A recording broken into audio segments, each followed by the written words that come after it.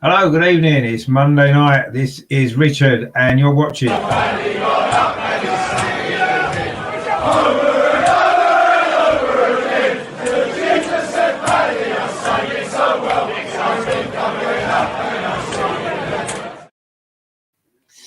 Hello, good evening. My name is Richard, and this is over and over and over again the Arsenal podcast. This is live Watchalong Everton versus Arsenal. Of course, big Premier League game from tonight. So if Arsenal can bounce back from that defeat against Manchester United on Thursday, it is a brave team lineup for Mikel Arteta. So we'll get on to that very, very shortly. The other side of this.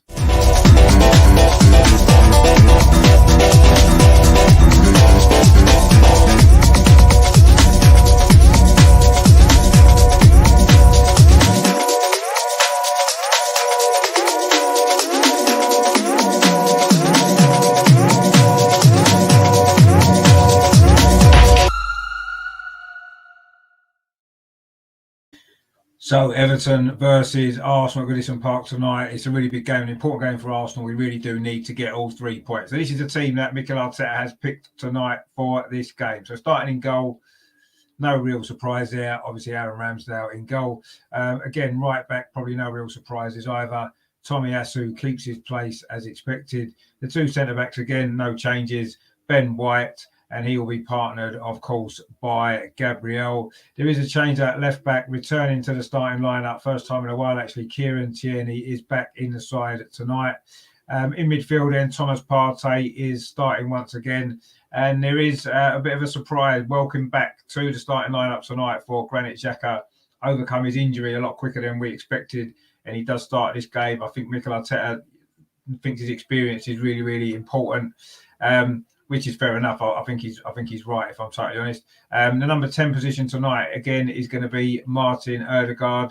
Then the 2 either side of the front man today, you've got Saka, who I think is going to be on the right, Bukayo Saka.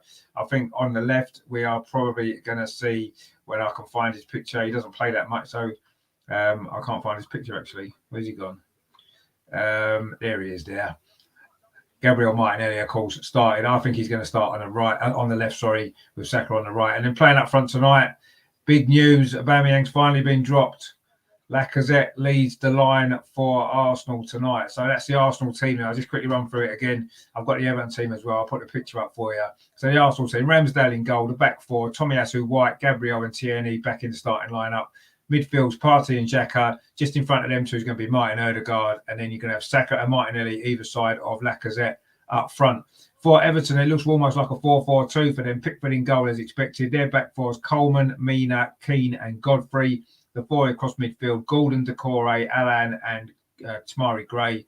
And then Andros Townsend will be probably playing just behind Richarlison, of course, the Brazilian. No Dominic Calvert-Lewin, of course, for Everton still. He is still injured. So they're the teams for this game tonight. It is going to be, it's a big game, isn't it, for both teams, actually. Maybe for slightly different reasons. Everton have been on a really poor run. They need the result, don't they, to turn things around or to start turning things around for them. While, of course, we need to bounce back from that Manchester United game. We need a good performance away from home. We've not been scoring enough goals, have we, on our travels this season? That's been a really big problem. I mean, not just this season, if we're totally honest, but it has been it's been an issue, hasn't it? And that's the one thing that we really do need to sort out if we are going to progress. I'll stick the score on the screen for you there. Obviously, it is 0-0. We haven't started yet.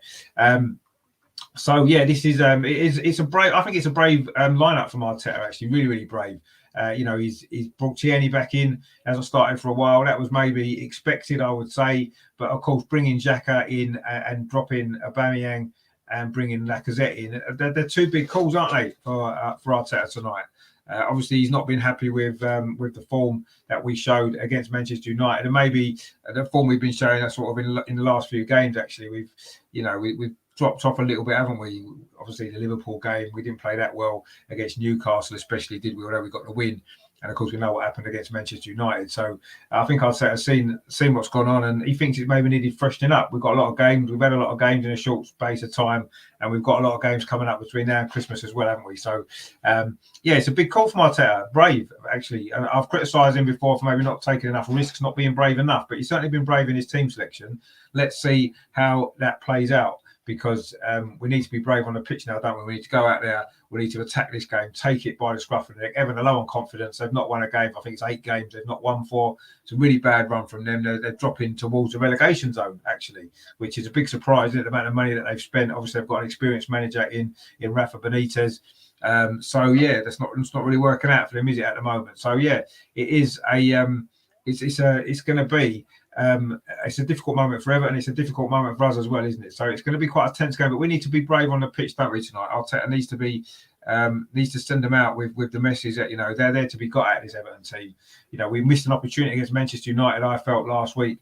They were there for the taking. We didn't push on and do it. Tonight we really have to do that, don't we? Because if we don't, then we're going to find this game difficult, because Everton need a response, don't they, for their really, really poor run that they've been on. Yes, they've got Dominic Calvert-Lewin's out injured, of course, we know that. And, you know, if he's, if he was fit, that would be a massive problem for us, because we know his quality. He's a very, very good player, and he has, of course, scored against us, hasn't he, in previous games against Everton. And we don't have a great record here at Goodison either, do we? Certainly not in recent years. When you look at some of the recent results, we lost, of course, this game last year 2-1, didn't we? We lost 1-0 a couple of years before. In fact, it was a 0-0 draw, wasn't it? Just before Arteta joined, the last game before Arteta joined was this fixture, wasn't it? 2 years ago, just before Christmas, and we drew that game 0-0, if you remember. A really poor game that was, and that was just before Ancelotti took over Everton as well, wasn't it? They were both in the crowd, if you remember that day. And in the end, of course, it was we got Arteta joining us. Of course, Arteta is a former Everton player, isn't he? As we know, so maybe he may have been better suited to them, perhaps. But that's another discussion. We'll maybe talk about that perhaps tomorrow night on the Tuesday clinic. Actually, we'll see. I've got some good guests coming on there for that show tomorrow. But yeah, this is a massive game.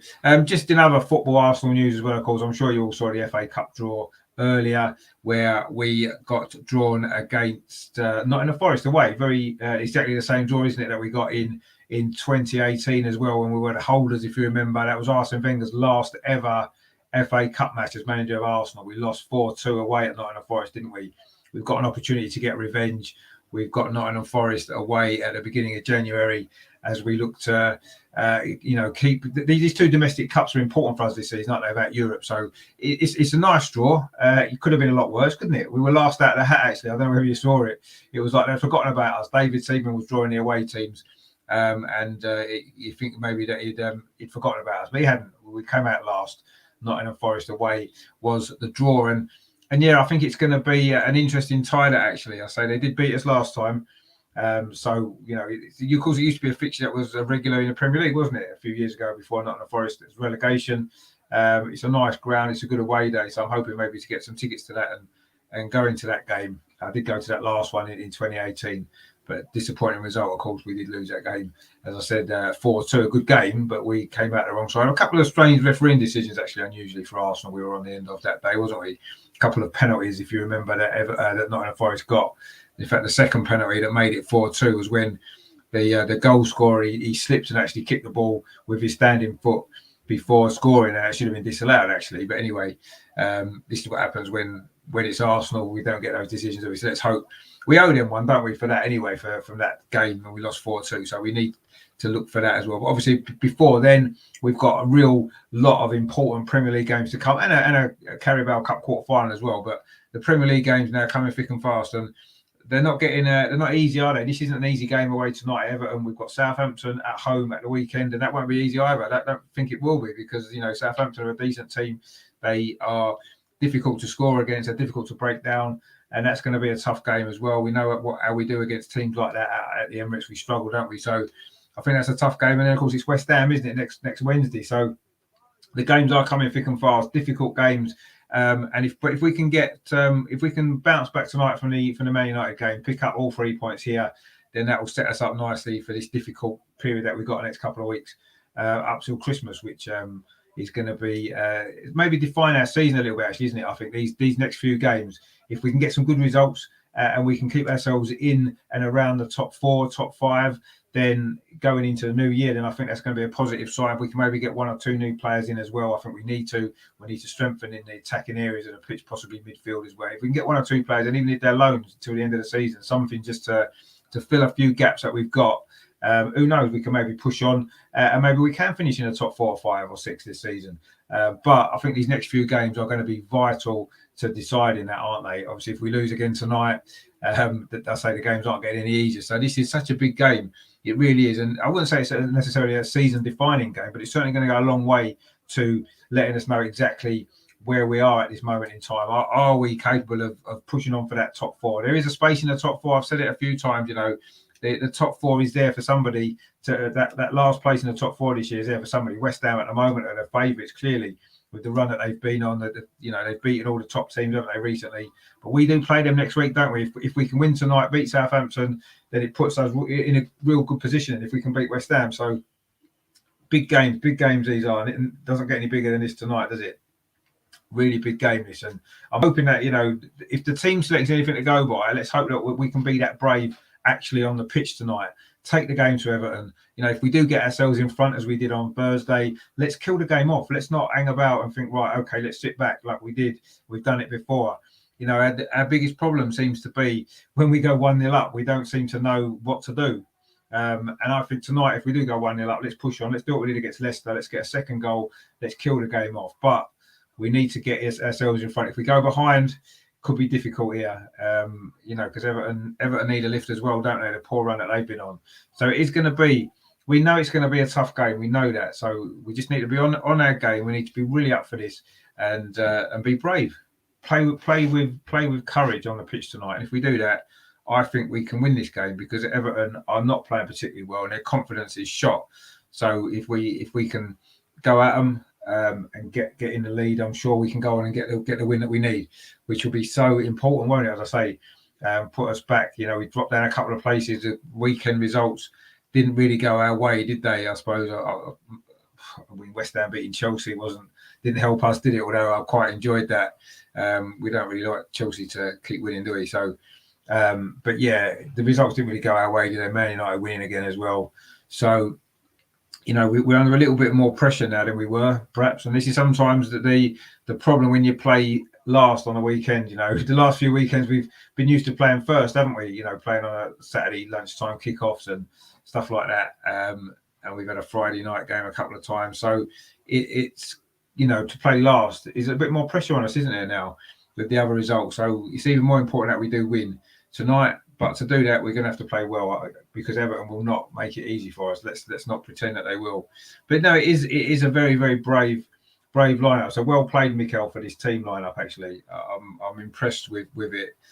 He's made the big calls, and let's hope he gets them right. And let's hope the players that have come in can step up and do the job. We know what Granit Xhaka brings us in terms of experience, and I do think we've missed him in midfield, and it's great to have him back. And I know he's not the most popular player, and I know a lot of people, probably don't want him in the team tonight. But let's be honest, you've got to say that he has that experience that we're lacking. We don't have anyone else in midfield that's that sort of natural leader, and Thomas Partey's not been playing that well. He admitted it himself, didn't he, in the interview? So he's not on form, Thomas Partey. So we need Granit Xhaka. He maybe needs Granit Xhaka alongside him, and that's why Mikel Arteta's put him straight back in the team.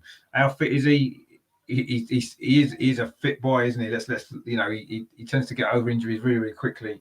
So let's hope that he can tonight be fit enough to play the full game and contribute positively, which he does, which he usually does do. And I know people don't like to admit it, but he does have a positive influence in the team most of the time. Yes, he's made mistakes. Of course he has. What player hasn't? You name me a player who plays in the Premier League that hasn't made a mistake. Even Mo Salah, probably the best player in the Premier League at the moment.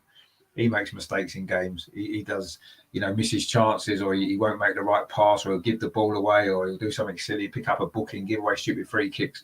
Everybody does. And, Xhaka does that. But then he does a lot of good things as well. And a lot of people maybe don't want to see that, do they? Or they don't want to admit that. So, I just want to hope that he can have a good game tonight. And I think he's been needed, and I think he's going to prove his worth again in this team. He's not played for a long time, has he? So anyway, the teams are now out on the pitch. We are just about to kick off. Everton, of course, in the blue, their traditional blue shirts with white shorts and I don't know what colour socks they've got, white socks today. And Arsenal, of course, in the home kit actually for an away game, unusually for us. So that's our red shirts, of course, white sides and white sleeves, white shorts, and we've got plain red socks today, as opposed to the red and white hooped socks that that are generally our home socks for this season. So Everton obviously in all white socks, that'll be why.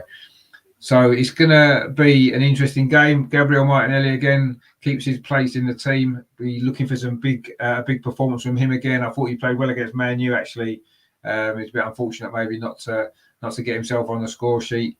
It's good that he's going to get a little run in the team now. He deserves a run in the team, and I think we're all excited to see what he can actually do. So we are just about to kick off here at Goodison Park.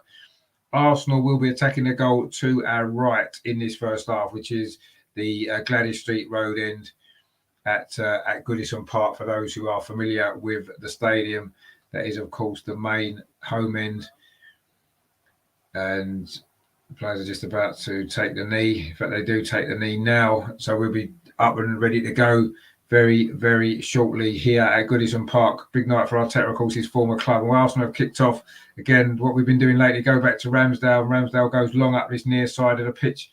It's headed on by Tomiyasu, who was very high up the pitch actually for that kickoff. That's a routine that we've been doing over the last few games actually. But Everton coming forward straight away down this near side with Richarlison, getting to the edge of the penalty area. Good defending that was there from Ben White. Sorry, that's with Granit Xhaka actually. Well played, Granit Xhaka straight away, showing his worth there. Brilliant piece of defending there. Came across, took the ball off Richarlison. Those two could have a battle tonight, couldn't they? We know Richarlison can be a bit of a hot head, and we know Granit Xhaka's had a tendency to do that as well. So that could be an interesting battle there today. But Granit Xhaka certainly won that first one there. Everton coming forward again down this near side. This time it is Ben White. Does well, clips the ball forward towards halfway. But there's no Arsenal player there. It's Michael Keane instead, plays it to Yuri Mina for Everton, goes over to that far side.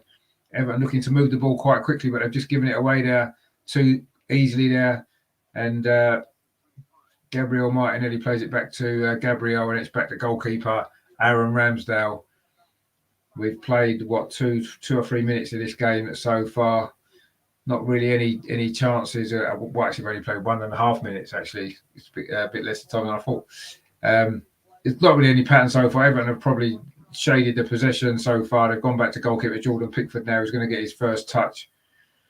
And then he plays it to this near side to to Michael Keane, sorry. And he goes back again to his goalkeeper, Jordan Pickford. The two, of course, England goalkeepers tonight in opposition. And Ramsdale will be looking to take that number one spot off Jordan Pickford for the World Cup, of course, next year. So tonight could be an interesting battle to see which goalkeeper comes out on top. Obviously, Ramsdale's been in top form, hasn't he, this season since he's come into the Arsenal team. He's been fantastic, and Jordan Pickford maybe hasn't been quite as good. So, but he does hold that number one shirt for England, doesn't he? So we need some more good performances from Ramsdale just to really put himself ahead of Pickford by next summer. Everton now with a throw-in over on that far side. The ball is now back with Jordan Pickford. To be fair, he's not really let England down, has he? Certainly in the tournaments, he had a good Euro, didn't he? Maybe the structure of the England team is maybe better suited to him, the defenders in front of him, than playing for Everton. I don't know. But he certainly plays better for England, doesn't he, Jordan Pickford? But we want Aaron Ramsdale to be pushing him all the way, don't we? That was Decore there for Everton, a player that I've always admired. Thought he could have been a good signing for us. Of course, last summer when he went to Everton from Watford, maybe that was a time that we could have maybe looked at getting him. But Everton coming forward again down this near side. This is a Seamus. It's Godfrey. Sorry, he slipped over there inside the penalty area. Had a good opportunity to maybe get a cross in there down the near side. Everton's left back. Godfrey there. It's a lovely bit of play from Everton. Actually, they ripped us apart. Godfrey got clear. He got past Tomiyasu and Saka, but then he slipped over just at the wrong moment for him, but probably the right moment for us. Looks he could have probably got a cross in there, and he slipped, and it's gone out for a goal kick to Arsenal. But we're trying to play it out from the back dangerously, and we've given the ball away, almost given it away. It was Decore there intercepted that pass, but it's gone out for a throw to Arsenal over on the far side. Again, putting ourselves under unnecessary pressure from playing it out from the back, which we need to stop doing that if we're honest. But anyway, we have now got possession to go over on that far side. Ball's played it to Gabriel Martinelli. Turns it over to this near side to Tomiyasu. bursting forward for Arsenal down this near side. He finds Bukayo Saka on the touchline here on Arsenal's right. Cuts inside. Bukayo Saka plays it square to Ødegaard. Now Thomas Partey now with the ball. Thomas Partey plays it in to Ben White, very advanced. Ben White finds Gabriel. Now it's Kieran Tierney. Great Xhaka as well on that far side. Finds Kieran Tierney on the far touchline. Cuts in the Scott back in the team tonight, the left back for Arsenal. Gabriel finds Granit Xhaka again. He's had a good start to this game. Granit Xhaka back from injury. Kieran Tierney gets it back to Xhaka, plays it in early to Lacazette. He's just robbed a little bit there, and then we do lose the ball. Thomas Partey couldn't keep possession, and it's Richarlison, for Everton. But that ball there was cut out well, actually, by, again, that man, Granit Xhaka, who's had a great start to this game. He's on the ball again. He's made a couple of good interceptions, important interceptions, and he's moved the ball quicker as well, getting the ball moving. And that's one thing that we have lacked in recent games. I do think that that's going to be important in this game, crucial, in fact. We've got a couple of people in the chat there. We've got Mark Bazell, Nivista Balls. Is that a new business you've got? He said it's 9:05 here. What time do you have? It's 8:05 here in the UK. So we were an hour behind. And Richard in the chat said, I was at the Bobby Moore statue at 1:05 yesterday. I was, yeah, we were out running a little bit late in the end. We didn't get to our hotel till 1:15. And we didn't get to the statue till about 25 past. I think it was 20 past. By that time, most people had gone into the ground. We met a few people inside the stadium yesterday at half time, and that which was nice. But yeah, we just there was delays on the trains, and we just was a bit held up. But so we didn't manage to get our bags in the hotel till about 1:15. That was only just up the road to the stadium, so we were outside by about 25 past. I think it was just before. But yeah, disappointing game, wasn't it? The women just didn't turn up, did they? Didn't play very well at all. Obviously got well beaten in the end by what you have to say is a very, very good Chelsea team. But I was more disappointed that we didn't at least give it a go. You know, we'd have had to have played well to have beaten them. And as we did earlier in the season, we were very, very much under par. And in the end, we got what we deserved in that performance. Not one shot on target. It was really, really poor. We're just doing a 6-minute applause now for young Arthur. So we'll just do that, actually.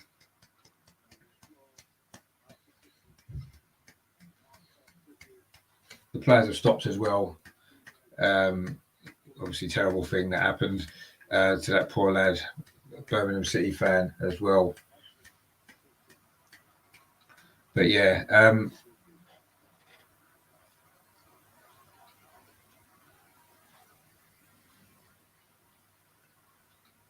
it's a nice moment, that, isn't it? You know, when football comes together, doesn't it? We're just restarting the game. It's a goal kick to Everton. And the fans are still applauding, and I say some of the players did as well while we were waiting for the game to restart, which was good to see. You know, terrible things happen in the world, don't they? And unfortunately, that's one of the worst things that we've seen, isn't it, in a long time now. It's just terrible what's happened there. And it's good that, you know, the football community is coming together like we have done for it. But fortunately, it's too late, isn't it? But anyway, Everton now got a throw on that far side. Played it back to Michael Keane. Lost the ball to this near side. Tomiyasu was going to challenge for that and wins it well. A good header that was actually from Tomiyasu on Tamari Gray. Tamari Gray's going to be a threat, isn't he, for Everton? He was in good form and he got injured, wasn't he? And he's now back in the side again. I think he scored at the against Liverpool, didn't he, in their last game? Of course, they got a heavy defeat in there in that Merseyside derby, 4-1 here at Goodison Park as well. So they're certainly not in good form. Arsenal settled into this game now. We've certainly been the better team, but Everton again have won the ball back in midfield. And can they come forward down this near side? It's going to be a crunching tackle there. Tomiyasu and Godfrey there. No quarter given there. Either player, both committed tackle there, and in the end it's an Everton throw. That was a good coming together out there, good solid tackle there, not a foul. It was just, you know, two players just 100% committed to trying to win the ball for their team. In the end, Tomiyasu got there first just about, and it bounced off him for a throw to Everton. But Everton are now back in possession inside their own penalty area. Michael Keane plays the ball into midfield to Richarlison. He finds Damari Gray down his near side. Lovely play from him, gets past Saka. That's a good ball. Surely he's offside, Andros Townsend. No, he isn't. He's not offside. He's down his near side forever and across into the box. Towards the edge of the 6-yard box, goes all the way across and Gabriel Martinelli is going to tidy that up ahead of the Corey. That was good play from Damari Gray on this near side for Everton. He's been a threat already a couple of times. He's looked dangerous and lively when he gets on the ball. We certainly need to watch him. Tomiyasu now finds Martin Odegaard. Hasn't really got many touches of the ball yet. Plays it short to Ben White for Arsenal. Now starting to really settle in to his new club, isn't he? Benjamin White, as he likes to be called. He is settled in pretty well, hasn't he? And he's really starting to establish himself now. That partnership with Gabriel's looked pretty good overall. It's still a bit of a worry to me that Ramsdale's having to make so many saves. But anyway, it is a work in progress, this team, as we know. Granit Xhaka then picks the ball up. He's had a good start to this game. The Swiss international captain been missing since the win over Tottenham, of course, when he got that injury. But Arsenal coming forward now. That's a good play. Lacazette plays it out to the far side, looking for Martinelli, who's looked like he was fouled, but the play goes on anyway, and Everton can now bring the ball forward. That's good play, actually, from Yuri Mina. Plays it short to Michael Keane, and now plays it up the line to Godfrey. Air 100 there says, how are we playing?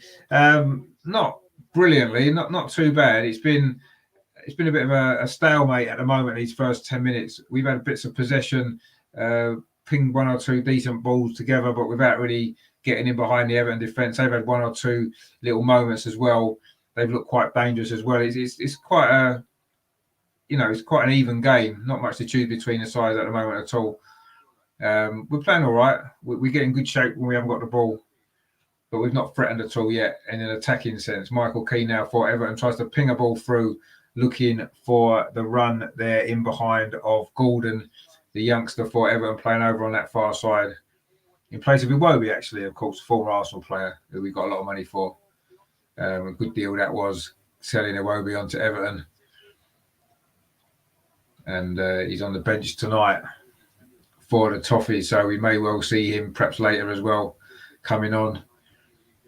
Friends reunited. That's this little thing I do on the Arsenal women's videos, but yeah, he's certainly one tonight, isn't he? He's got a lot of friends in this Arsenal squad still, of course, players that he played with. Bukayo Saka, one of those players, of course. Finds Granit Xhaka, who's another one. But of course, there are a lot of young, new players in this team as well, aren't they, that have joined since Iwobi went? Maybe using some of that money, actually, perhaps. Lots of Tomiyasu, Ben White. Of course, some of the other new guys tonight, Tavares and Lokonga, have been playing recently and not playing tonight there. Thomas Partey was looking for a ball there, trying to thread one through to Bukayo Saka. Didn't quite get it right. The ball ran through to Jordan Pickford. It was good of Thomas Partey to come out of that interview that he did, criticising his own performance. He's very honest of him, actually. And I suppose you could look at it two ways. Does it ease a little bit of pressure on him by him coming out and admitting how poorly he's been playing? Or does it put even more pressure on him? Because now everyone's going to be looking at his performance and saying, look, we want to see an improvement now. Well, we did anyway, but I don't know. I feel he's maybe put a little bit more pressure on himself. But I admired his honesty, actually, and fair play to him for doing that, because not many players would. We don't see Aubameyang really coming out and saying that, do we? Poor he's been playing, giving himself a 4 out of 10 he did, Thomas Partey, for his performances this season, and maybe a slightly generous 4 if we're honest. But anyway, everyone coming forward now. Damari Gray is looking dangerous for Everton. Damari Gray on the edge of the penalty area. Is he going to be able to get a shot away? He does get a shot away, but it's high over the bar. And he's complaining about a foul or a free kick or something, but Granit Xhaka pulls him to his feet, and it's just going to be a goal kick to Arsenal. But Damari Gray from Richarlison in the build-up to that, he ran at the Arsenal defence, got to the edge of the penalty area and got a shot in. It was always curling away. But he's going to be the danger, Damari Gray. What a bargain buy he's turned out to be. I think it was £1 million, wasn't he? Is all they paid for him, Everton, and he's been brilliant for them this season. He's a very good player, actually, Damari Gray. You have to sometimes look at him and you think, you know what, down that left-hand side, he could have done a good job for us, couldn't he, perhaps? But anyway, we'll see what January brings us, what Father Christmas brings us for the new year, maybe in this transfer window. I do think we need 1 or 2 players in, either permanents or loans. Tomiyasu there almost loses the ball, but he has lost the ball now. It's Gray again. It's going to be a good battle between them two actually down this near side in this first half. At the moment, maybe Damari Gray's just about get on top, perhaps. And Air 100 says Gray always had the talent. No, he has. He's always been a good player, and he's really starting to show it at Everton, isn't he? So I think they missed him when he was injured, actually, and that's one of the reasons why they've been on this poor run. Although he's back now, and they're still losing games. Kieran Tierney's now gone into the advertising holding over on that far side. Injured already. He's only played 30 minutes. It was a shoulder-to-shoulder challenge there, and he slid off the pitch and rolled into the advertising holding just on that far side. I think he's going to be okay. He is now back to his feet again. Kieran Tierney, good to have him back in the team. He had a couple of good games for Scotland in the international break, but he's not been getting in this Arsenal team, has he? The former Nuno Tavares, has been keeping him out, but he's back tonight. And it's a slightly new look side, isn't it? With Tierney, with Xhaka, and with Lacazette playing through the middle instead of Aubameyang. So, we have to rotate the squad, though. Let's be honest. We've got a lot of games in a short space of time now between now and Christmas, and the squad's going to be important. And without Europe, these players need time to play, don't they? They need minutes on the pitch. It's difficult to do that when we don't have as many games, but it's important that they do play when they can. And I think it's been a brave decision by Arteta. At the moment, you can't really say that it's necessarily working or not. It's a very stalemate game, actually. Everton looking a little bit more dangerous coming forward than we are, has to be said. Although that's mainly only through Damari Gray, as we've mentioned. But Arsenal haven't really got going in attacking sense yet. I thought we might have come out and gone for this right from the start, actually, bearing in mind how poor Everton have been, but we haven't done that as yet. And it is a bit of a stalemate, really. Yuri Mina there won that header with Lacazette, and Everton trying to now build an attack down that far side with Townsend, Andros Townsend, former Tottenham player, of course, not ever going to be very popular with the Arsenal fans, is he? Everton may have won a free kick, but instead they can come forward with Townsend over on that far side. Andros Townsend for Everton, but he overrun the ball there, and Ødegaard picks it up, working hard defensively for the team. Martin Ødegaard, you kind of expect him to do that now, don't we? But we want to see a little bit more from him up the other end of the pitch, don't we? In the attacking sense, he's knocking little through balls and stuff like that. We want to see him up there as well. But he is working hard for the team as he did last week as well against Manchester United. Maybe a little bit too hard in the end, didn't he, with that foul he gave away for the penalty, which was a winning goal in the end. But anyway, Tomiyasu now on his near side finds Ben White. Arsenal looking to get a bit of possession. Everton have been perhaps on top in the last couple of minutes or so. Ben White now falls back, goes back to Aaron Ramsdale. He's got Gabriel Square if he wants him, and he finds him. He can play Kieran Tierney down his far side, plays it inside to Thomas Partey, back to Gabriel. Nice, sensible, simple passing from Arsenal, but not really going anywhere with it. This is the way Arteta wants us to play. Tierney then plays it square to Ben White. He plays it at this near side. Bukayo Saka plays it in to Thomas Partey. He pings it back to Gabriel in the centre circle. Gabriel dinks the ball over to that far side to Kieran Tierney. He's pushed on the left back. But again, we're forced back by Everton. Bargav then says, what did Townsend do? Well, he sort of cut inside, and I don't know what he was doing, and he just overran the ball, and we just picked it up and took it off him. So I'm not really sure what he was doing, actually. But anyway, the ball is now currently back with Aaron Ramsdale, and it goes square to Gabriel, and now Ben White. Arsenal have had possession for a couple of minutes here without ever doing anything with it, particularly. Tomiyasu now. Maybe we just want to get a feel of the ball, maybe to get ourselves more into this game, which we've been struggling at the moment to really make much impression, certainly in the Everton half of the pitch. And again, we're keeping possession in our own half. Thomas Partey then does dink the ball over halfway to Gabriel Martinelli. That's a good Kieran Tierney, so that's a good turn into Martinelli on the edge of the box. Bukayo Saka on his near side inside the penalty area. Bukayo Saka, can he get a shot away? Goes back to Martin Ødegaard. Oh, he almost had a shot, but he was cut out there. And then Thomas Partey from 25, 30 yards. Guess where that's ended up? You'll win a prize if you guess where that shot went from Thomas Partey from about 25 yards. It's gone into the Gladys Street end behind the goal. Probably if there was probably row Z, it's probably where it's ended up, which is quite typical of Thomas Partey's shots, isn't it? That's a bit better from Arsenal, though. It's a decent attacking move. That a ball switched over to that far side to Kieran Tierney, played it into Ødegaard, found Saka, he got it back Ødegaard, and a similar position to where he scored at Man United, but this time there were 2 or 3 defenders in front of him. He wasn't able to shoot. He had to play the ball back to Thomas Partey, who fired over the crossbar. But that was a bit more incisive from Arsenal, a little bit quicker passing on the edge of the penalty area there. and that was a lot better actually. So we need to do a little bit more of that now, and you can see that if we do that, we're going to create some sort of chances, aren't we? And hopefully they'll fall to players who can maybe find the target a little bit better. A100 there says it landed in my back garden in Ireland. Well, I'm not surprised if it did actually, because it certainly went nowhere near the goal, did it?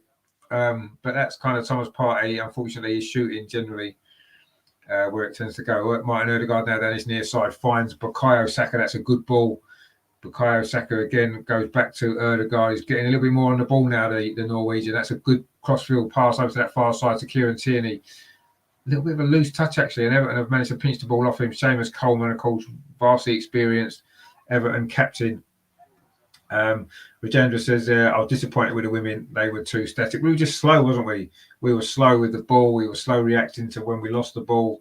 Just a really, really poor performance. That's the worst I've seen an Arsenal women's team play for a very long time, I've got to be honest. And for a game like that, it was so disappointing. But you have to hold your hands up and say Chelsea are a very good team, well coached, and they did a job on us.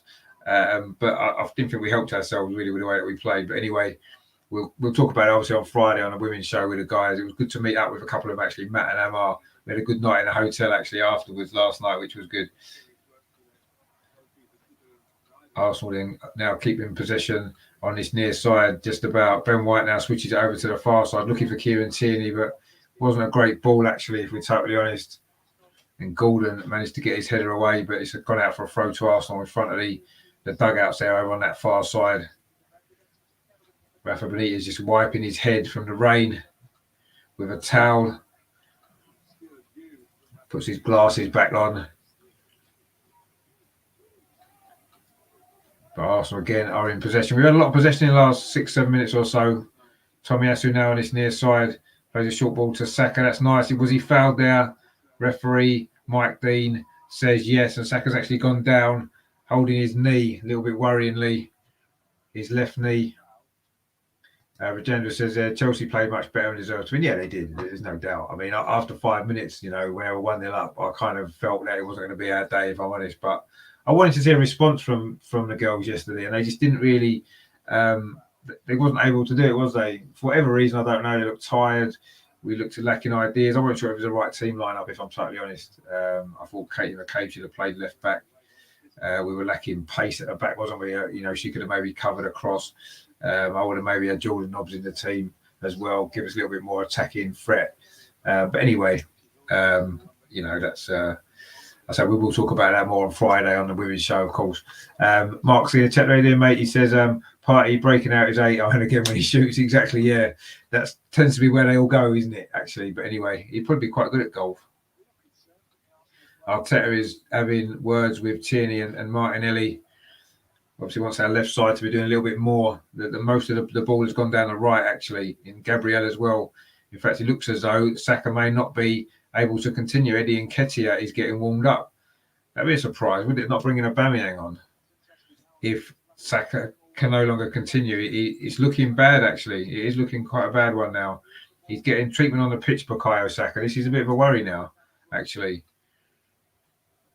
It looks like it's his left knee. That challenge there from Godfrey, I think it was, with the challenge. And I'm not sure if Bukayo Saka is going to continue. He certainly gets fouled a lot, doesn't he? Bukayo Saka, they know he's our danger man, and all oppositions want to keep him quiet. And the only way you can keep him quiet generally is to kick him, and that's exactly what Everton have just done. He's back on his feet again now, Bukayo Saka, not exactly moving very freely. Rafa Benitez is now chatting to his young player Gordon as well. The fourth official wasn't very happy with that. Sends him away, and Gordon trots back onto the pitch. But Saka is just on the sideline now, waiting to come back on. He does come back on. He's still not moving very freely. Bukayo Saka, let's hope he can run that off, because he's had a pretty good start to this game. He's looked pretty decent when he's had the ball, Bukayo Saka. But yeah, he was taken out there from Godfrey, and it was a free kick to Arsenal. They haven't really made the most of it, actually, and Everton have picked up possession over on that far side with Gordon, but Tierney has managed to put him under pressure and won a throw for Arsenal. 23 minutes gone, so we're halfway through the first half already. It's gone quite quickly, but there's been no chance at either end, really. Thomas Partey had that one shot for Arsenal, which, as Air 100 said, ended up in his garden in Ireland. And at the other end, there was that shot from Damari Gray, cutting him from that left knee. He it curled wide of the post quite well wide as well. And they're the only two real opportunities there's been actually in his opening 23 and a half minutes of this game at Goodison Park tonight. Everton 0, Arsenal 0, two teams that are desperate for a win. But so far, neither team has done enough to get themselves in front. But Everton now trying to build an attack down the far side. They're right. But Arsenal force them back well, and now the ball's gone all the way back to Jordan Pickford, who's going to go square to Michael Keane for Everton. Plays it into midfield to Damari Gray. He's laid it off there. That's good play from Alan. He finds Godfrey on his near side. Tried to play it inside, but Tomiyasu blocked that pass. Read it well. The Japanese right back for Arsenal. Impressive start to his Arsenal career for Tomiyasu. Again, Xhaka wins the ball, plays it off to Thomas Partey. Gabriel Martinelli almost lost it there, but he did well. That's a poor ball though from Gabriel, straight to Damari Gray. Arsenal don't really clear this now. Richarlison into the penalty area. The Corey shot. It lacked power and it's gone wide of the post. But that was a mistake there from Gabriel initially. A poor ball out straight to the danger man, Damari Gray. Damari Gray, it was a catalogue of errors really from Arsenal there. Gabriel, terrible pass out. Damari Gray tried to find the Corey. Instead, he found Richarlison, who did find the Corey, and his shot on the turn was weak. Gabriel puts his arm up to apologise for that bad mistake that he made. It almost cost us a goal. Very, very poor from Gabriel. Unusually poor from him, actually. He's been really solid since he came back into the team for that game against Norwich back in September when we were really struggling at the bottom of the league. And his return from injuries coincided with certainly conceding less goals generally, although we have conceded 7 in our last 2 away games. Everton now coming forward down his near side again with Godfrey. He's got a little bit of space ahead of. He's got Bukayo Saka chasing him back, crossing towards the near post, and Arsenal do manage to scramble the ball away in the end. Tomiyasu it was, helped out by Ben White, but it's going to be a throw to Everton on this near side, which Godfrey is going to take for Everton into Richarlison, trying to turn past Tomiyasu, and Tomiyasu works hard to try and win the ball, but Richarlison does keep it in. But Arsenal can clear it away with Thomas Partey, but there's no Arsenal player in the Everton half of the pitch. And Yuri Mina has got plenty of time to collect that ball and play it square to his defensive partner, Michael Keane, who pings a long ball up this near touchline. Tomiyasu is going to get there first ahead of Damari Gray and Saka now. But Saka's actually lost the ball to Richarlison. Richarlison plays it inside to Andros Townsend. Back to Richarlison inside the box. Shot there from Richarlison. It's got a deflection off Tomiyasu. It's going to be a corner to Everton. I think this may well be the first corner of the game. 26 and a half minutes gone. Was this the time when the Everton fans were supposed to be walking out? They've got a corner, so maybe they might wait for this corner perhaps before they decide to walk out. Of course, a protest against the owners. Anyway, they have got a corner which they take short over on that far side. They have still got possession of the ball. Cross comes in towards the near post, all the way across the 6-yard box there. Any touch there. That was Damari Gray again with that cross. He's been the most likely for Everton. Good play there. This time it was down that far side. A great ball, actually, across the 6-yard box. And Everton player was Yuri Mean last season, didn't he, for Everton? That was a header from a corner. Some Everton fans are walking out to applause from some other Everton fans. Whether they're going to walk out for good or just go and get a beer and come back, we will have to wait and see. But anyway, Everton are coming forward themselves. I'm not really sure that's going to help the team. But anyway, Damari Gray plays the ball up this near side again, looking for Alan, who battles hard for the ball with Lacazette, actually, is it doing his defensive duties. Tomiyasu now, and now Thomas Partey's got an opportunity. Bukayo Saka's got an opportunity to run. Instead, he goes back to Ødegaard. Now we switch the ball over to the far side. This is better from Arsenal. Kieran Tierney's got Martinelli ahead of him. Martinelli now over on that far side for Arsenal. There was 2 Everton players there, but he's managed to squeeze it through to Kieran Tierney. He's got it back, Martinelli. Oh, he almost got past his man there, but he was offside, was he? I think he's offside. Mike Dean, sorry, is stopped the play just briefly. I don't know if he's got he's pointing to his ear as though the VAR is speaking to him about something. We'll probably see what it is here. Was it Tomiyasu's? Oh, it was a stamp there, was it? By Godfrey on Tomiyasu there, just off the pitch, following that little incident there. There was a tackle there, and did he mean that? I'm not sure if he did actually. I'll give him the benefit of the doubt. I don't think he meant that. I think he was just looking to he needed somewhere to put his foot. He wasn't even looking at the player on the floor. I don't think he meant that, actually. I don't think it should be a red card. I don't think it's going to be. In fact, it isn't. And that's the right decision. Well done, VAR. He did stamp on him. He did stamp on his sort of on his chin, but he didn't mean to. I don't think he meant to anyway. It didn't look like he meant to. So I think that's a good decision by the ref. But there seems to be a bit more discussion going on with VAR with Mike Dean. You know what he's like. He likes to make a drama out of everything, doesn't he? Adam there, how you doing, mate? Good seeing the chat. He says, evening all, pretty dull affair so far. Yeah, it has been. Not much to talk about, is there, tomorrow at this rate? But we've got the Man United game to look back on as well. Of course, that's Adam from the Tuesday Clinic, of course. Show tomorrow night. We will be looking back on this game, looking back on the Man United game, and looking ahead, of course, to a big weekend against Southampton as well, a big game at the weekend. So there's another injury, actually, to Yuri Mina, I think it is, for Everton as well. And as Adam says there, that was nasty, but not intentional. Yeah, it was. I just think he was just needing to put his foot down to get balance. And unfortunately, Tomiyasu was there. Are Everton having to make a substitution already? It is Yuri Mina is having to go off already. So they're making a substitution here at Everton. Just after midway through this first half, Yuri Mina has had to go off with an injury. It's going to be Holgate coming on. So Holgate can, of course, play central defence as well, as we know. So he's just going to slot in there. And for him, his game's over already after, half an hour. So a bit of a reorganisation at the back for Everton. It's Mason Holgate coming on for them. I'm assuming he'll just play centre-half in place of Mina, won't he? But of course, he can play right back as well. But anyway, that's the substitution done. Saka now is looking to get the ball over on his near side, which he does, ahead of Godfrey. Plays the ball back to Ben White. Now, this is good from Arsenal. Tomiyasu plays it in to midfield to Ødegaard. He likes to take the ball on a half turn, doesn't he? And he did really well there. He's now got it over to that far side to Kieran Tierney. Can he get a cross in? Martinelli's now in the centre forward position, but the cross is going to be deflected behind. Is it a corner to Arsenal? It is Arsenal's first corner now over on that far side. That cross from Tierney there was deflected off Seamus Coleman, I think it was. And it is going to be Arsenal's first corner. Can we get this goal after half an hour of this game? Half an hour of very little goalmouth action, actually. It's been a bit of a dull battle, two teams cancelling each other out. But we have a corner now. Can we get the important goal? Because we did take the lead here last season. Let's remember as well, the corner from that far side in towards the near post. Not a great corner, actually. It's headed out quite easily there by Everton. Martinelli took that corner.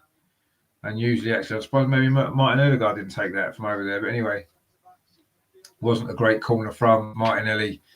And Everton did clear it away. But Arsenal have picked up possession again following that throw in. Ben White now can stride forward for Arsenal. He likes to run with the ball forward, doesn't he? Saka plays it up the line to Tomiyasu. Whips the ball in towards the edge of the 6-yard box. But Jordan Pickford's there. Again, no Arsenal player attacking that near post. That is a feature that tends to happen quite a lot, doesn't it? When we get the ball in wide positions, no one attacks that near post. And that often is where the ball goes. And no one's there to finish him off. And that was the case there. Lacazette was trying to get into the box, but he was nowhere near getting on the end of that cross. It was a decent cross, actually, from Tomiyasu from this near side. But Lacazette was too far away.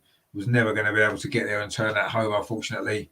And Jordan Pickford was able to collect. And now he's playing a short pass out to Michael Keane for Everton. He plays it square to Holgate, of course, just come on. Replace the injured Yuri Mina, who's had to go off already. Disappointing night for him. Gabriel wins that header well, but then Everton have won the ball back in midfield with Decore. Took it off Thomas Partey. Interesting battle that between those two, because last summer when we bought Partey, I was kind of hoping we might sign Decore, actually. But anyway, and of course this summer it was Basuma that I really wanted, and we didn't got either of them. And you can see how weak we've been in midfield. But we looked a little bit better tonight with Granit Xhaka. I thought he's had a good start to this game, actually. Good to see him back. Tomiyasu now on his near side for Arsenal. Bukayo Saka. That's a nice ball into Ødegaard. He just lays it straight off. Back again to Tomiyasu towards Saka. Just over hit slightly. Just need to take a little bit off that. And maybe Saka could have been in. It was a good ball, actually. It just overhit there. Saka couldn't get there. He doesn't seem to be moving quite as freely as you'd like. Bukayo Saka, actually. I'll be still feeling the effects of that injury, but hopefully he can run that off.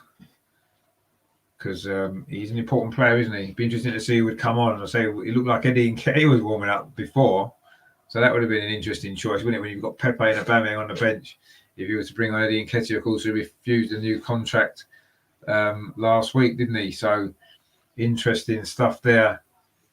Shane says there, we look very nervous. Partey is generous, giving himself a 4. Yeah, I said that, Shane. I thought it was a generous 4, actually, to be fair. Well, I suppose we look a little bit nervy. Yeah, perhaps we do. There's a lot of pressure on us tonight, isn't there, following that defeat against Manchester United? And, to lose 2 away games in such quick succession, and it would actually be 3 defeats in 4 if we do lose this one. So, yeah, it's a lot of pressure on us tonight.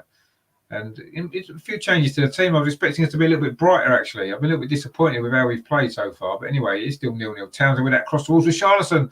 He flicked it on, looking for the run there. All inside the 6-yard box. Ben White has time to actually put his foot on the ball and turn. It was Gordon trying to get on the end of that cross just before. Everton are still looking to get the ball forward. That's a good ball, actually, over to this far side. Damari Gray, again, who's been the best player on the pitch so far tonight, actually. That's a cross comes in towards a penalty spot. Richarlison plays it down. A shot comes in from Gordon, and it's blocked. Gordon has switched wings, actually, with Damari Gray, and Gordon got on the end of that cross.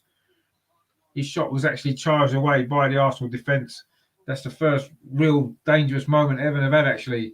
Real dangerous moment when you feel as though they may have got a strike at goal. In the end, it got blocked. And Arsenal managed to get the ball away, but it's back with Jordan Pickford now for Everton. It goes long towards that far side, looking for Damari Gray again. Obviously, their tactics to get him on the ball, and every time he gets it, we look as though we've got a problem. Whatever side he's on, whether he's on the left or the right, it doesn't matter. That's a short ball there. Bukayo Saka was almost in, but again, was he fouled there by Godfrey? Referee says no, does he? I know he did give a free kick, but we had to take it again because the ball was moving there from Tomiyasu. So Tomiyasu is going to take this free kick again. It's just inside Everton's half, about 5 yards in from this near touchline. Played it to Thomas Partey, gets it back then to Gabriel now, plays it out wide to Gabriel. Sorry, it was Ben White before that, and Gabriel just put it straight out for a throw over on that far side. We've been a little bit sloppy at times with the ball. We've had 1 or 2 little neat passing movements, 2 or 3 quick passes, but we haven't done that enough in this game. And Thomas Partey just conceded a free kick just 5 yards inside Arsenal's half, just over on that far side. It was a foul there on Damari Gray. It's perhaps the only way we're going to stop him at the current form he's in is to maybe foul him. And Thomas Partey did that there. He's got away without getting a yellow card, actually, as well, which is good.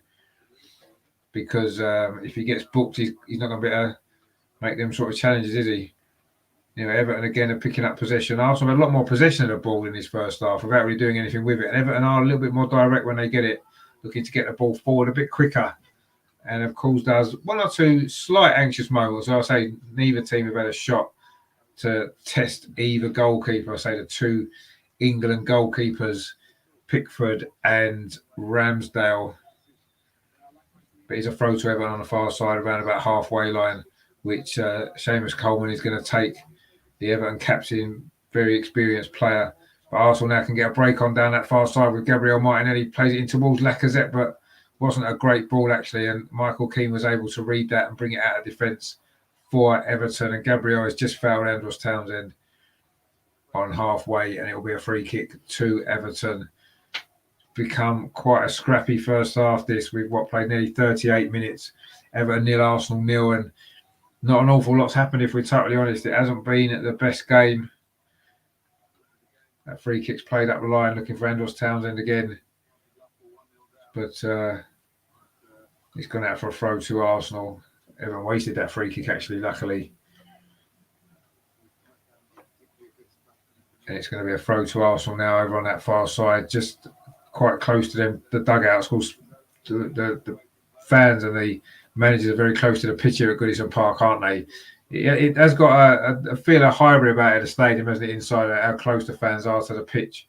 and the atmosphere in the ground and stuff. It does kind of, obviously, it's a different looking stadium, of course, but it's just got that similar old school feel that Highbury did. Makes me miss Highbury every time I go to Goodison Park, even more actually, and you see it on the telly as well. And anyway, Arsenal coming forward now. Kieran Chin down his far side, crossing again towards the near post, but again it got deflected by an Everton defender. Arsenal are going to have a second corner of the game. Rajendra says there that was no foul. No, I don't think it was. Arsenal second corner, and again it's over on that far side. The first one didn't go particularly well, did it? Martinelli's corner at the near post was just didn't even beat the first man. Let's hope for a better delivery this time. Lacazette and Ben White are crowding in around Pickford. Again, it's in the near post. It's flicked on. It's going to be another corner to Arsenal. That's a better delivery that was there that time. Flicked on at the near post. I'm not sure who got the flick actually. But it has come off an Everton defender, Godfrey, I think it was. It's gone out for another corner to Arsenal again over on that far side. Arsenal's third corner of this game. Mixed results from the previous two. Can we get a good delivery in this time? Again, it's going to be Martinelli over on that far side with this corner. This one's a little bit deeper towards the edge of the 6-yard box. Pickford comes, doesn't he? Gets a fist on it, and he actually won a free kick. Not quite sure what that was for, but goalkeepers are quite protected, aren't they? Although, of course, we scored that strange goal, didn't we, at Man United last week? Lacazette was... Well, I don't really know what happened. I don't think that's a foul. He got there, Pickford, he punched the ball away. I'm not quite sure why that's a foul, but anyway, it is going to be a free kick to Everton now, just inside the 6-yard box, which Pickford is going to take with his slightly funky top. It's sort of black with yellow and black and blue stripes.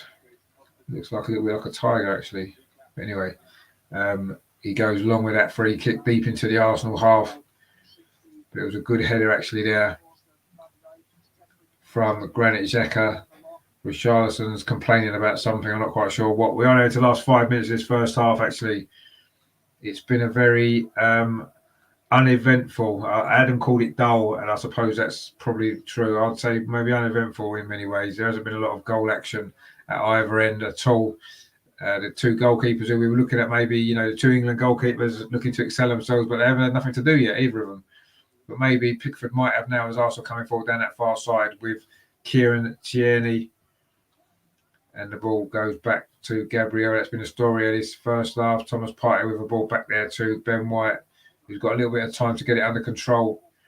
Goes back to Ramsdale, and then Ben White gets it back. Everton half. So Ben White can now stride forward over halfway, finds Ødegaard. He's got Saka outside him on this near side. Tomiyasu now for Arsenal. Switches it over to that far side to Kieran Tierney. Plays it square to Thomas Partey. He's got runners there ahead of him. Thomas Partey said he goes square to Tomiyasu, who's come inside in the field. Now finds Ødegaard on the near side. That cross again is overhit. And it's going to go through to Jordan Pickford. Rajendra says there, England goalkeeper not playing for Arsenal. Well, there's an England goalkeeper playing for both teams tonight, isn't there? And obviously we know which is the better England goalkeeper, but that's going to be for Gareth Southgate to decide when it comes to the World Cup next year, isn't it? But it's good to see Ramsdale get that game recently in the last international break. I know he never had a lot to do there, did he, in that game? But anyway, good to see him getting in the England squad, in the England team, and he certainly deserves it, doesn't he, for his performances. Everton now coming forward there again over on that far side. Andros Townsend is it a free kick? I think it was a free kick for the original foul on Richarlison, who does like complaining to the referee, doesn't he? He seems to spend half the game doing that. It was a push actually from Gabriel. 2 or 3 times Gabriel fouled him. And in the end, the referee tried to play an advantage, I think, but when the advantage didn't really produce anything, he has given a free kick, which Everton have now got. It's over on that far side. It's about, 10 yards outside the penalty area, almost in line with the corner of the penalty area on that far side. Dangerous area, this actually, for a free kick. This could be a moment Arsenal are going to have to really be careful here in the last couple of minutes of this first half. We did concede in the final minute of the first half last week. It's going to be Andros Townsend with this delivery. Let's see what happens here. Townsend's ball towards the near post. It's flicked on a header. Oh, and Everton have scored. We said it was a dangerous moment. It's Richarlison with the goal 2 minutes before half-time. It was a dangerous area for a free kick just outside the penalty area on that far side. Andros Townsend with the ball in, a decent delivery as well, round about the penalty spot. It was difficult to defend. Any touch on it? Is there a hint of offside here? Oh, he may be offside. We may get away with that. Or is he in line with Tomiyasu? And it's a header there from Richarlison. It's gone into the far corner. Ramsdale had no chance. Is he offside or not? It's very, very tight, actually. He may well be in line, to be fair. Good header, actually. A very good header. Good free kick. Well, actually, he may be offside. VAR are checking it now. I think it's going to be disallowed. Oh, we got away with it. We've got away with it. It's offside. It was a tight one. It was a very tight one. When you saw it there, you have to say it did look as though it was perhaps offside or certainly very, very close. We've got away with one there, though. Good delivery that was from Towns, a decent header, but we've got away with that. It is still 0-0, thankfully. It would have been Richarlison's goal, but it isn't given. So the man who threw himself to the ground gets his comeuppance. Well, you could put it like that, yeah, I suppose. That's one way of looking at it. Shane says there, what do you need to see to have the opinion these players don't have a clue what Arteta wants? Get him out soon enough. They certainly, we don't look to have any sort of pattern, do we, very often in our play. Anyway, Tomiyasu now for Arsenal thinks it towards the penalty area, headed away. Tomiyasu gets it back again into the penalty area, but Everton come across and clear the danger, but not very far as Ødegaard picks up the ball. Now, Saka over on his near side. It's all a bit frantic down there. The ball's now gone out. It's going to be a goal kick to Everton. Adam says they're lucky. Yeah, we were fortunate to get away with it, has to be said. And Adam also says there's Xhaka was majorly caught out there. Yeah, I mean, it was a good delivery into the box, I thought, anyway. It was a good delivery in, and it was a decent header. And we were fortunate to get away with that. But anyway, there's 2 minutes now, stoppage time, to be added on at the end of this first half. It hasn't been a great first half, but there's been a little bit of drama at the end with that disallowed goal. Everton thought they had taken the lead, but VAR has helped us out again, actually. That's twice in 2 consecutive games away from home where VAR has actually helped us out. It gave the goal, didn't it? The Smith Rowe goal at Old Trafford. And then it disallowed that goal for Everton. Both decisions were correct, of course. Adam says, I thought he played well until then. No, I thought he has been playing well. I think he's been as good as anyone for the Arsenal team tonight. Tommy actually tries to thread the ball through to Saka again, but it was Holgate there, came across and kicks it, booted it out for a throw to Arsenal. We're into the last minute now, stoppages at the end of this first half. I'm surprised only 2 minutes, actually, because there's been a couple of injuries. Mina's had to go off already. Saka received treatment as well, didn't he? So I'm not sure who adds on this added on time, but anyway, probably just put us out of our misery because it hasn't been the greatest 45 minutes of football. I've not had much luck in the games I've seen the last couple of days, have I? But anyway, Thomas Partey now for Arsenal. He's got Tierney over on that far side. He finds Kieran Tierney, the left back in the team tonight for Arsenal. He finds Granit Xhaka as well. Now into Thomas Partey, plays it back to Gabriel inside the centre circle. Gabriel goes out to the far side again to Tierney, into Lacazette. That's a nice touch. That's a good ball, actually. Can we get across into the box? We can towards the near post. Oh, Lacazette comes in, is it? Or is it Ødegaard? No, it's Ødegaard with a goal again, and Arsenal scored. The last minute of the first half, we looked like we just conceded a goal before. Martin Ødegaard scores for the second game in a row. A good move, actually. That's the first time we've actually played any sort of football in this first half. The first time it's worked, and it's given us an advantage here after 47 minutes of this game. Martin Ødegaard with the goal. Good cross from Kieran Tierney.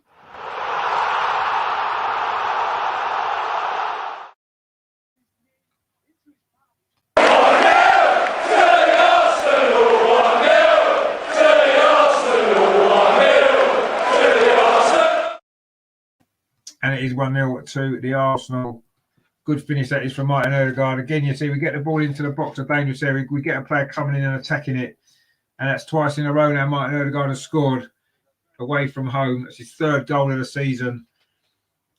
We've been lacking goals from midfield in recent years, but he's got, Smith Rowe's got 6. Ødegaard's now got 3. Mark says there, great build-up. A smart finishing touch. Yeah, he scored with a first-time shot last week, didn't he? Mark C says, what a goal. Shane says, yes, important goal. It is a very important goal as well, coming as it did just moments after we thought we'd gone behind. And Adam says, best time to go up in the game indeed. We conceded just before half-time, didn't we, last week at Old Trafford, and that maybe swung the game in Man United's favour. hopefully this can really swing this in our favour. I wouldn't say necessarily we deserve to be in front, but anyway, we are, and that's the main thing. Rajendra says there 1-0 to the Arsenal, 1-0. Indeed, it is 1-0.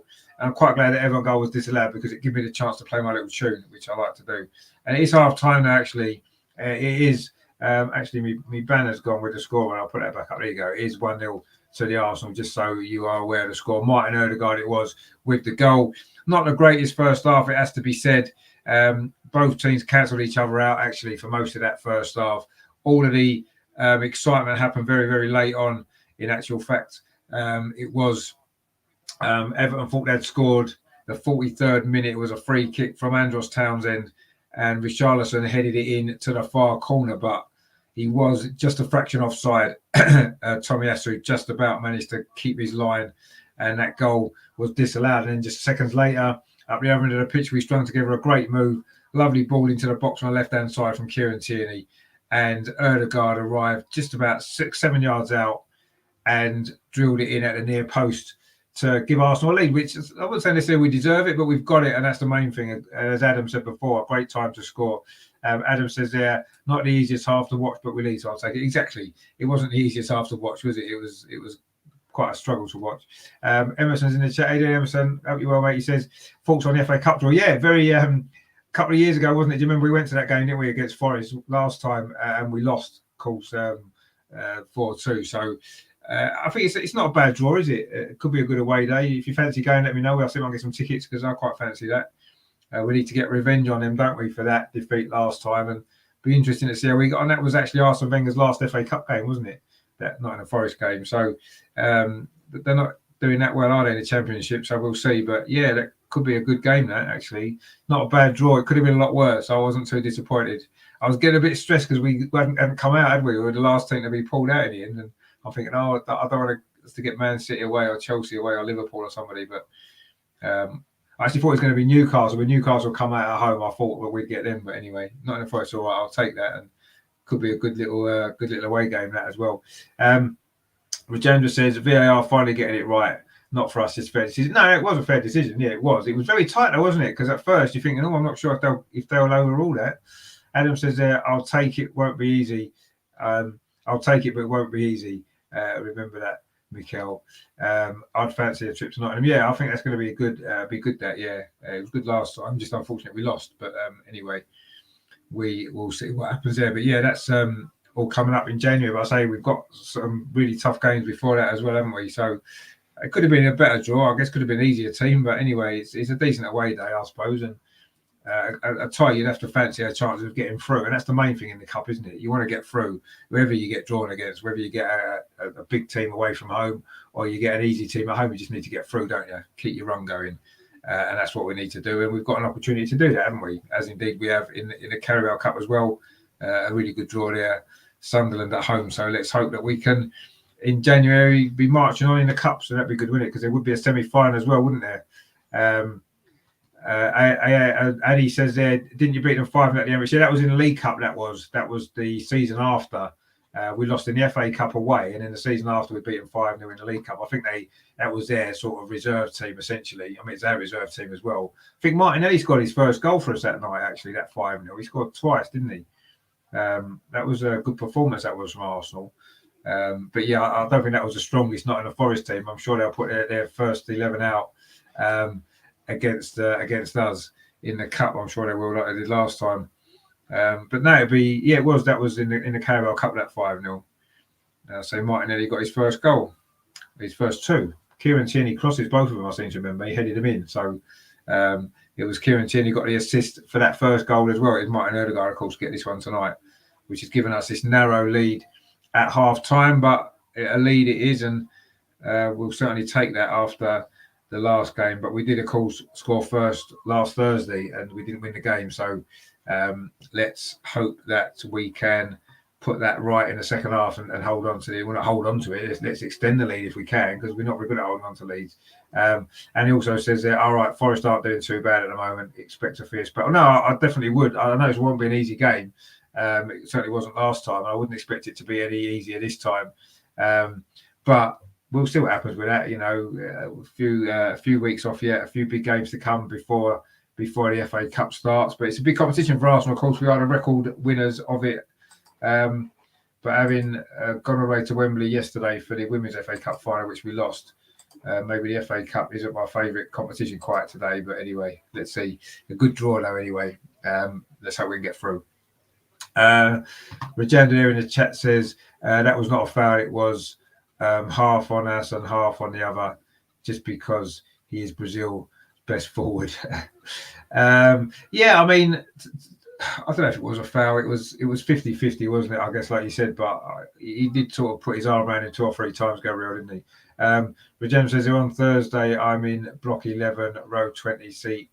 Is that for the? Is that next? That's Thursday for the Barcelona game, isn't it? Yeah, sorry. Oh, brilliant! That's going to be great, isn't it? What a great occasion that's going to be. But let's be honest, we're going to have to play a lot better than we did yesterday if we're going to avoid a humiliation against Barcelona. I mean, if we play like we did yesterday in defence, certainly we are going to get absolutely hammered by them. They'll be loving them spaces on a big pitch as well at the Emirates.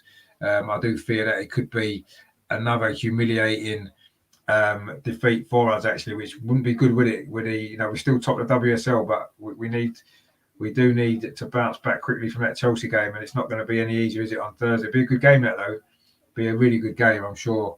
A good occasion. Let's hope we can rise to the occasion. You can see how much we missed Leah Williamson yesterday, and it's going to be a big miss as well, isn't she, on Thursday? But anyway, they scored 4 with her in the team last time, didn't they? If it wasn't for Zin's in goal, we would have conceded probably 5 or 6, as indeed yesterday. So I'm sure she'll be busy Thursday. But yeah, of course, I've got that's this week, isn't it? I kept thinking that was next week, but it's not, is it? It's this week. So we've got that to come as well, actually. Busy week on the channel, because tomorrow we've got the Arsenal Women's show tomorrow. No, we haven't. Sorry, it's the Tuesday clinic tomorrow, isn't it? On Tuesday, obviously Adam will be joining me, Melvin as well. We're going to look back on this game, look back on Man United, and then we'll be looking ahead as well at Southampton. We're going to go back. The archive seasons actually tomorrow is going to be the quite recent one, 2017-2018, which was, of course, Wenger's last season. Just really want to look at how things have gone since then to now, really, and where the progression is, and just sort of compare it, really, where we were at the end of Wenger to where we are now, and where we look as though, or where we think we might be heading. So that's going to be quite interesting debate to have as well. That's coming up tomorrow at 8 o'clock on the channel. And then, of course, Thursday is going to be the women against Barcelona in the Champions League. And then, of course, the weekend, Arsenal against Southampton in the Premier League. Friday, the Arsenal Women's Show. Going to be lots to discuss then. So it's a really busy week, actually. So I'm going to have to be on the ball with the channel this week. Lots coming up, which is good to see. And he says, we've got Fulham at home. Really disappointed about the draw. Yeah, it's a tough draw for you, isn't it? They're top of the Championship, aren't they? You know it's going to be a tough game. And yeah, I guess you would have liked to. Who would you have wanted? A Premier League team at home, would you? Well, that would have been good, wouldn't it, maybe? Man City, how would that have been? Because you played them in the League Cup, didn't you, the other year? And gave them a game, didn't you? I seem to remember. That would have been quite good. Regenda says they need to change the defence. Moy was poor. No, she was terrible yesterday. Ruben Moy was the worst game I've seen from any Arsenal women's player for a long time. And goalkeeper slowed the game down. Yeah, that's always what happens, though, isn't it? But no, I agree. Ruben Moy was terrible yesterday. Really, really slow. She took too long to decide what to do with the ball, didn't she? Rather than just getting rid of it, she sort of stood and waited, and then she was closed down and lost it. And problem is, we don't have a lot of other options, do we? I don't think Simone Boy is that great either, unfortunately. And she's the only one who could really come in. Jem Beattie didn't look fit, did she? But anyway, we'll see what happens on Thursday. I can't see there being many changes to the defence just because we haven't got a lot of numbers there, a lot of bodies fit, have we? We really do miss Leah Williamson, unfortunately, but anyone would miss a player like that. But we'll see what happens with that. And he says Premier League at home would have been brilliant. I'm sure it would, yeah. But would also have loved the Bristol Derby. Yeah, that would have been good, wouldn't it? You haven't had a Bristol Derby for a while, have you? I wouldn't have thought. So that would have been good. I mean, when do you think Bristol City might get themselves in the Premier League then, Andy? That'd be good, wouldn't it? I remember, obviously, probably you won't remember that. You're probably not born. But I do remember when I was in the first division, Bristol City, back in the sort of late 70s. They spent a couple of seasons, didn't they, in Division 1, as it was then. And, you know, be good to see him in the Premier League for the first time, wouldn't it, Bristol City? I know there's a lot of work to the stadium. Be nice to see, you know, Bristol City in the Premier League. That'd be nice, wouldn't it? But perhaps a long way off yet, perhaps, but we'll see. I mean, who would have thought Brentford would be in the Premier League? Anything's possible, isn't it? You know, you've got to dream big, haven't you? I think, and it's possible. And he says they're not going up anytime soon. No, well, maybe not. But I say it'd be nice, wouldn't it? And he's closer to League One at the moment. Yeah, maybe. Go back to women there. Agenda says boy played better when she came on. Yes, she did, but it's easier to come on in a game that's already won. They were 3-0 up, and you know Chelsea wasn't bothered necessarily scoring any more goals. You know, if Boy had started that game, I'm sure she would have been just as exposed as Lotta was. So I don't know. We'll see what happens on Thursday. Maybe Boy will play. She had a poor game, I thought, when she played in the Champions League last time against Koga. I thought she had a pretty poor game in that one. But then she's not played enough. She's been injured. She needs more game time. But would you throw her in against Barcelona? I'm not sure. We don't really have many options, do we? We need a little bit more pace at the back. That's what we need. That's what we desperately needed against Chelsea. That's what we'll need against Barcelona as well. But we don't really have anyone with pace, do we? Yeah, it looked quite good actually when Steph Catley went and played at the back towards the end. At least she had a little bit of pace, didn't she? She could come back and cover across. But yeah, I don't know. We'll see what happens. That's one area of the team that I think if we're going to improve anywhere in the transfer window, it needs to be there. A bit like the men's team, actually. I think we need we need some defensive midfield kind of player, don't we? And I think the women need a defender and possibly a defensive midfielder as well. But anyway, we'll see what happens in January, I guess. But for now, this game for Arsenal is going pretty well, I suppose. We're 1-0 up. So not a great game, not a great performance. Very disjointed from both teams. Both teams cancelling each other out, actually, for most of it. But anyway, we have got the lead. And that's massively important going into half-time. Good goal it was as well. The only real good bit of football that we played, actually, in the game. A lovely movement down the left-hand side. Kieran Tierney's first-time cross. Just to the edge of the 6-yard box it was. And this time, we had somebody attacking the ball, which we haven't had on the other occasions that we've whipped the ball low into the box. And this time, it was Martin Ødegaard. And second game running, he scores a first-time effort into the near post. This one, a good goal, actually, a good finish. And it's given us the lead, which, we may be a little bit fortunate to be in front, but we'll take it. And let's hope in the second half we can build on it. Because if we do sit back, we saw the goal we had disallowed, we can concede goals. Regenda says they put an extra midfielder in for Barca. Yeah, possibly that might be a way to do it. Maybe put Jordan Nobbs in with Walty, Manham and Little. Maybe go 4 in midfield just to sit one. Maybe get 2 in front, the 4 at the back, and then 2 in front. Just stick Manham and Walty in front there. Maybe Jordan Nobbs and Kim Little a little bit further forward. Maybe, but then you're taking out a striker, aren't you? Maybe, but then I don't know. Maybe take Catley out, put McCabe at left back, and just play Beth and Viv up front. Maybe that maybe what we'll have to do, perhaps. But we'll have to trust Jonas to get it right. He got it wrong yesterday, so he needs to make up for that. Then he get it right on Thursday. And he says, they rely on your commentary, Richard. I've turned the FIFA on. No, do that. That's a good idea. I'll keep you updated with everything that's going on. I'm sure the second half will be better. Shane says, who is your player of the calendar year? ESR for me, maybe Xhaka. That's an interesting one, actually. Yeah, I mean, I think 2021 has been a year of ESR, hasn't it? You know, he broke into the team, didn't he, around Christmas time last year, had such a big impact in that Chelsea game and then going forward after that. And he's really come on, hasn't he, this season, you know, getting goals, added goals to his game as well. So, yeah, I think over the whole year, you'd probably have to say it's been ESR's year, hasn't it? I think Saka's had a great year as well. Bear in mind what he did in the Euros, the impact that he made there as well for England in the summer. Bukayo Saka's had a great year, hasn't he, as well? You know, he's had a good year for Arsenal, a good year for England, hasn't he, when he's established himself as a regular now in the squad and then regular in the team as well. So, yeah, it's between them two, isn't it, I suppose.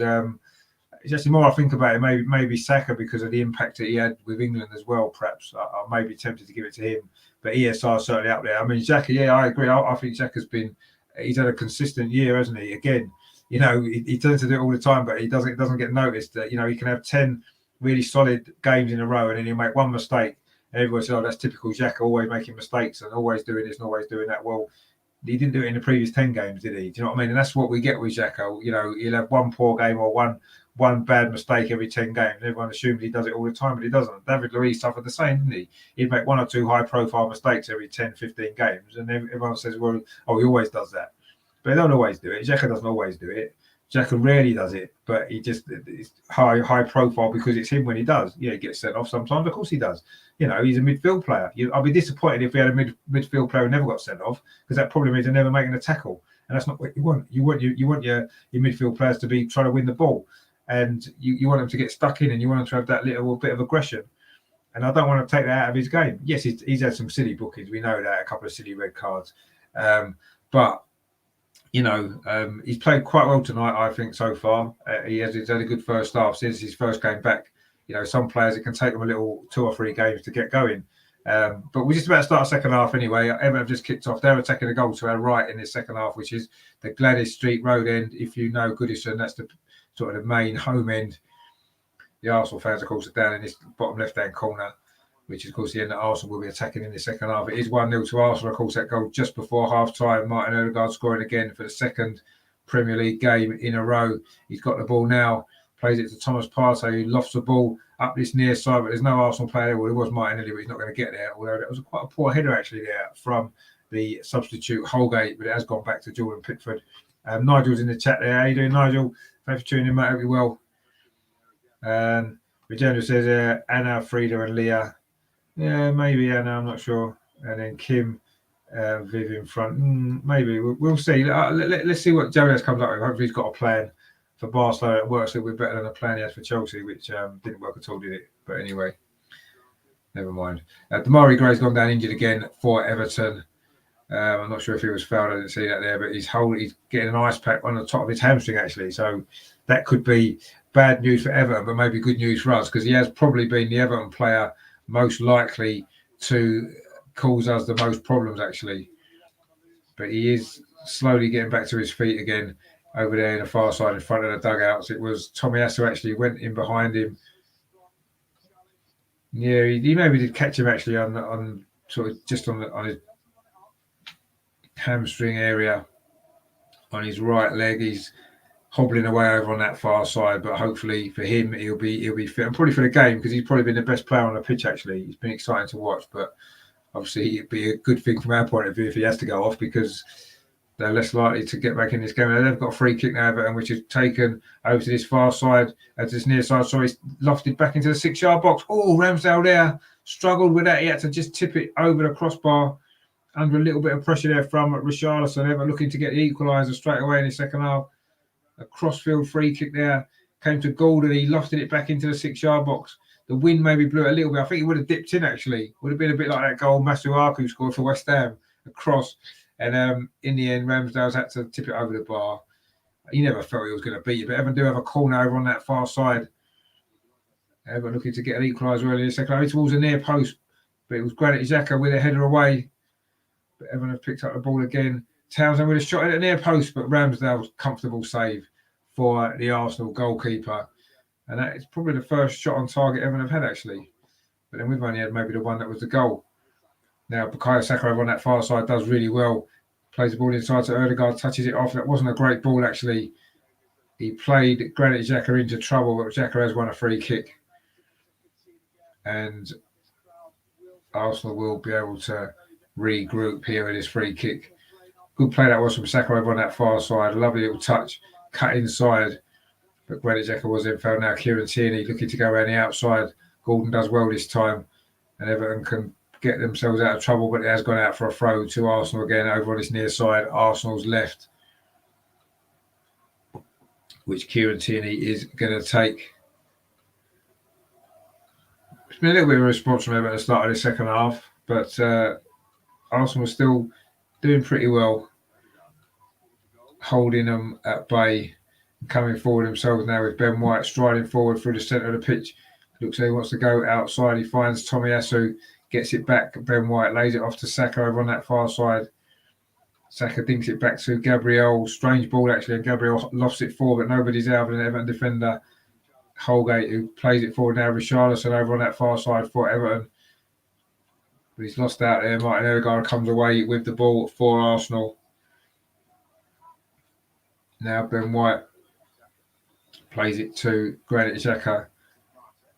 Now Thomas Partey striding forward, plays it into the centre circle to Martin Odegaard, gets it back. Thomas Partey.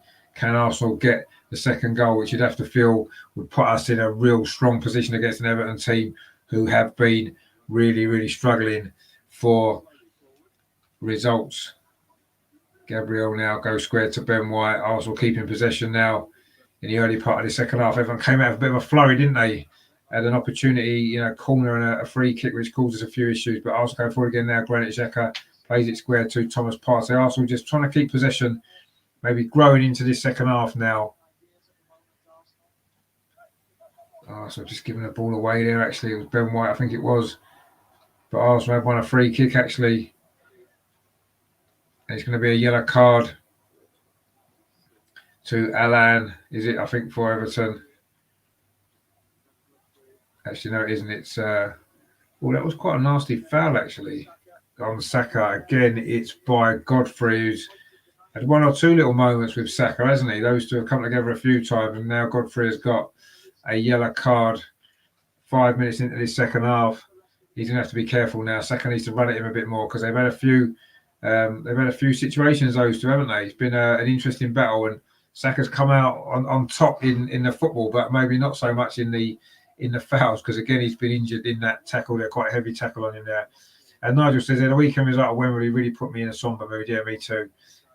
With Barcelona on the horizon, it's all doom and gloom for the women's team. Yeah, it is at the minute, but we are still top of the league. That's the main thing to remember. I kept saying that yesterday when I was coming out of Wembley to people. We are still top of the league. We need to remember that. It was disappointing yesterday, but you take being top of the league and losing a cup final when you are supposed. The goal, his free kick comes in very similar to where Everton scored their goal that was disallowed from, but Everton do scramble that one away. Granit Xhaka is now battling for the ball inside the penalty area. He loses out, but the ball doesn't get very far. And again, Saka is fouled, this time by Richarlison. Arsenal got a free kick there a bit more centrally. Shane says, would you give Super Jack a short contract in January?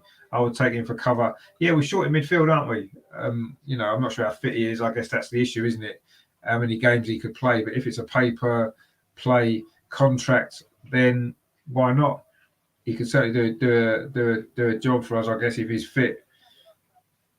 He's certainly going to be a better option than El Neni, isn't he? Let's be honest. Certainly gives us more creativity than El Neni does. But yeah, we'll see what happens in January. We have got a free kick now, just slightly to this left-hand side, about 25, 30 yards out. Lacazette and Ødegaard are over this, a little bit further out than where Ødegaard scored at Burnley, so I don't think he's going to shoot. He dinks it towards the far post. Header comes in from Gabriel, but it's too close to the goalkeeper, Jordan Pickford.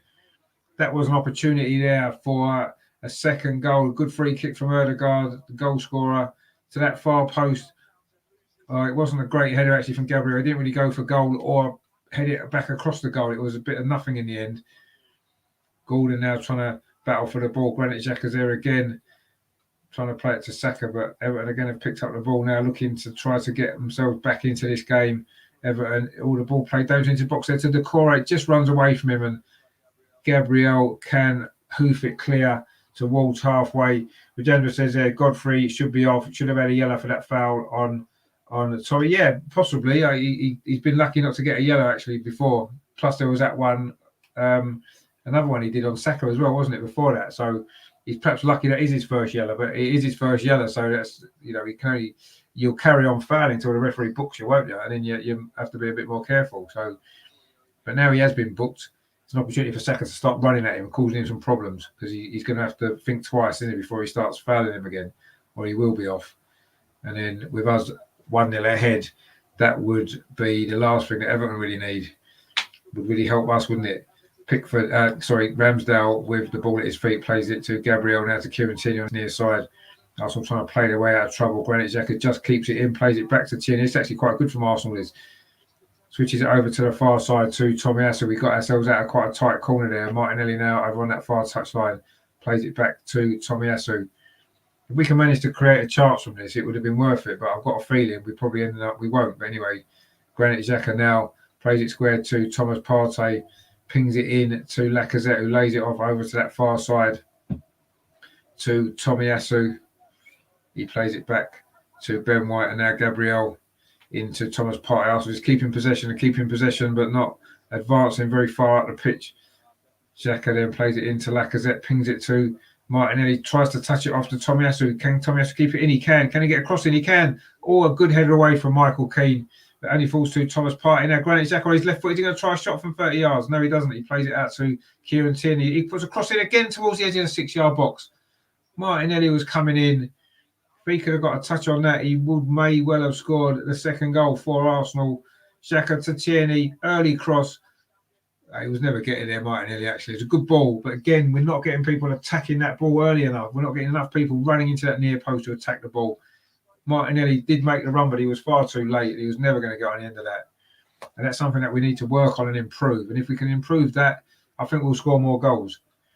That was a better move that from Arsenal, though. And again, we'll get Tierney, we'll whip an early cross in, but we need to attack it. And we haven't done it nearly enough. But when we did, we got the goal. And it just goes to show it can work, and it will work, and we will score goals from that. But unfortunately, Arteta is hell-bent on playing this same system, and the players don't seem to be getting it. We've got the One Net comedy crew in the house. How you doing? Okay, he says. Yeah, okay. To you as well. Hope you're well. Granit Xhaka there plays the ball square to Ben White around about halfway line, plays it back to Gabriel, putting a little bit of pressure from Richarlison. They've forced us back, Everton now.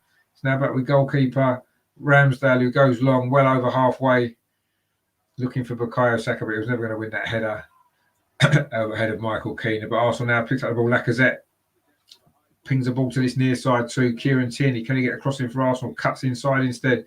Plays it square to Martin Odegaard, 25 yards out. Plays it out to the far side to Tomiyasu. Thinks across towards the far post. He's going to come to Kieran Tierney. Heads it down to Granit Xhaka. Plays it through almost to Kieran Tierney. Well cut out that was actually by the Everton defence. A lovely little ball that would have been from Granit Xhaka as well. But Richarlison now, a little layoff to Decore. Everton now looking dangerous. Decore's got a bit of space. Is he going to try a shot on the edge of the box? He tries to thread the ball through, but Arsenal managed to clear it away. I think it hit Tomiyasu. Got back well, Tomiyasu. And Granit Xhaka, who's covered every blade of grass on this pitch tonight, just clears that ball away. And it's going to be a throw to Everton inside their own half. Decore looked dangerous there, bursting through from midfield. He had a little bit of space in front of him. He thought he was going to open up and have a shot, but in the end, I think it was Tomiyasu that came back. And we did manage to survive and clear the ball away. Coleman now for Everton plays it in to midfield to Alan, who's got 3 Arsenal players around him, but he does find the ball again to Decore. Plays it into Richarlison. It's on the 6-yard box. It is 1-1. Richarlison has got a goal this time. I think this one is going to stand. A well-worked move, actually. There was a dangerous moment there just before, a similar position. This time, it was the right ball through to Richarlison inside the penalty area, and he finished well at the near post. Good goal, actually, from Everton, that is. It was nice play. I landed well in midfield, first of all. Found the core. It looks like it ran away from him, but he found the right pass. Oh, again, it could be an offside. Oh, I think he might be offside again. This would be unfortunate, wouldn't it? Hang on, I'm not going to put the thing on. I think he might be offside. Is he going to have a second goal disallowed? He'll be absolutely gutted. I think he's offside. I think he is offside. Let's see what the decision is going to be. Big moment in this game, possibly this. I think he may have gone just a fraction early, Richarlison there. Oh, this is going to be another tight one. The last one was tight, went in our favour. Are we going to get 2? His foot's actually off the ground in that picture. I think his foot's off the ground. He's offside again. It's offside again. The second goal, the second time Richarlison has scored tonight. It's disallowed again. We've got away with another one. Wow. Drama here at Goodison Park. The football hasn't been great, but the VAR drama has kept us warm and kept us interested, certainly, and kept Arsenal in front, actually. 2 goals for Richarlison, both disallowed, both very, very tight offside calls. I mean, that second one there's, sort of millimetres in that. I kind of felt a little bit that his foot was off the ground, actually, when the still image. He wasn't actually had his foot planted on the ground. I think Everton a little bit unfortunate there, but we'll take it. That's 2 disallowed goals that we've had. Everyone says VAR hasn't helped Arsenal out much, but it certainly helped us out in the last week or so, and certainly has helped us out tonight. Now, can we come forward? Last time they had a goal disallowed, we went at the other end and scored straight away. Can we do the same again? Tomiyasu is kind of falls backwards, but he turns well, actually, finds Bukayo Saka right on that far touchline in front of the Everton fans there. Now we go back again to Ramsdale. Wow, that is incredible. I wonder when the last time we had 2 goals against us disallowed, especially those tight decisions there. Now Martin Odegaard plays the ball through to Martinelli. He's going to get there first. He's round Pickford. The angle's very tight. He chips it across the 6-yard box. Oh, it's hit the post. Is it on the crossbar? The top of the crossbar. It's gone out. Everton would have been upset about that because Martinelli looks as though he might have been offside. Actually, he wasn't offside. Good run from Martinelli. He was onside. It was a very tight angle. He did get round Pickford, kept the ball in, dinked it up, and it's gone onto the roof of the net, actually, from a tight angle. But Everton would have been pretty upset about that if we'd scored there. That would have been the second time we would have scored straight after having a goal against us disallowed. But there's suddenly been a little bit more excitement in this game than there had been a bit earlier. But anyway, we are still leading 1-0. But it's been very, very scrappy. Everton coming forward again now. Gabriel just lets that run through to Ramsdale. Look like another good goal for Richarlison. He will be absolutely furious, won't he? Shane says in the chat there, Laka is too slow. Yeah, he is too slow for the Premier League, I think. He works hard. he does a lot of good work, but you need your centre forward to be able to run in behind. And he hasn't got that pace anymore, as if he ever did, really. He's tried to work hard there to win the ball, and he's given away a free kick. We've got 61 minutes played, so we've got just under half an hour for Arsenal to hold on, and not necessarily hold on, but maybe try. Well, might be that they took that free kick quickly. Lacazette was not 10 yards away from the ball, but he's let us carry on. So for once, the referee in this game has actually helped us out. But anyway, we are coming forward now with Ben White over on the far side for Arsenal, leading 1-0. Just under half an hour to play at Goodison Park, and what will be a big 3 points for Arsenal if we can finish the job here. Martin Odegaard there, the goal scorer in the stoppage time at the end of the first half. He got that goal. Granit Xhaka again pings it out to this near side to Kieran Tierney. He's done that quite a lot in his first half. That's a good ball into Lacazette. He's back to goal, 30 yards out, lays it off to Thomas Partey, and then he plays it over to the far side. Bukayo Saka for Arsenal. Can he have a run at this defence? Clips the ball towards the near post. Header comes in from Martinelli, but was cleared away from Mason Holgate. And now Everton can launch a counter-attack of their own down this near side. This is Gordon, the youngster for Everton, coming forward. He's got Granit Xhaka for company and runs into Granit Xhaka, who fouls him. And Granit Xhaka is going to get his customary yellow card. It took him, 62 minutes in this game to get a yellow card. He didn't like the pace of young Gordon there, did he? Running at him. Gordon then cut back inside. Granit Xhaka was always struggling then and committed a silly foul in many ways, but a foul. Nonetheless, it's going to be a yellow card for Granit Xhaka on his return to the side. He had a good game, but this is another dangerous moment for Everton. Andros Townsend with his free kicks, a similar position to where they did get that first disallowed goal from in the first half, just obviously the other end of the pitch. So it is on this near side now. Andros Townsend is going to take this free kick with his left foot. He's going to ping it in towards the edge of the 6-yard box. It goes too long, actually. It's gone all the way out as a poor free kick, actually, from Andros Townsend, and he knows it as well. And that's going to be a goal kick to Arsenal. Rajendra says it was not taken from the right place. Mark C says Xhaka is back with his courtesy yellow card. Yep, he always gets one. He always gets one, and he's got one already. And Shane says, I'll be very surprised if Xhaka not sub soon. Yeah, he looks like he's maybe just struggling for fitness at the minute in this game. I think he's been everywhere, though. I think he's covered every single blade of grass on this pitch. He's looking knackered. Not surprising, it's his first game for ages. And he certainly played well tonight. But yeah, that was a tired tackle there, wasn't it? But now Arsenal coming forward down that far side with Saka. He's got Godfrey for company again. Saka does well. Gets past 2 Everton players, actually lays it off to Partey, pings it out to the far side to Martin Odegaard, the goal scorer. Saka in the box, lovely touch to Lacazette. Tried to find Odegaard, but Everton do manage to scramble the ball away, but not very far. But they've got a free kick now Lacazette with the foul. And as Rajendra says there, definitely a silly foul. Yeah, it was a silly foul. He's got a silly yellow card, hasn't he? Granit Xhaka. I think Lacazette might have just got one as well. But Arsenal are making a substitution now. Kieran Tierney is going to be coming off for 64 minutes.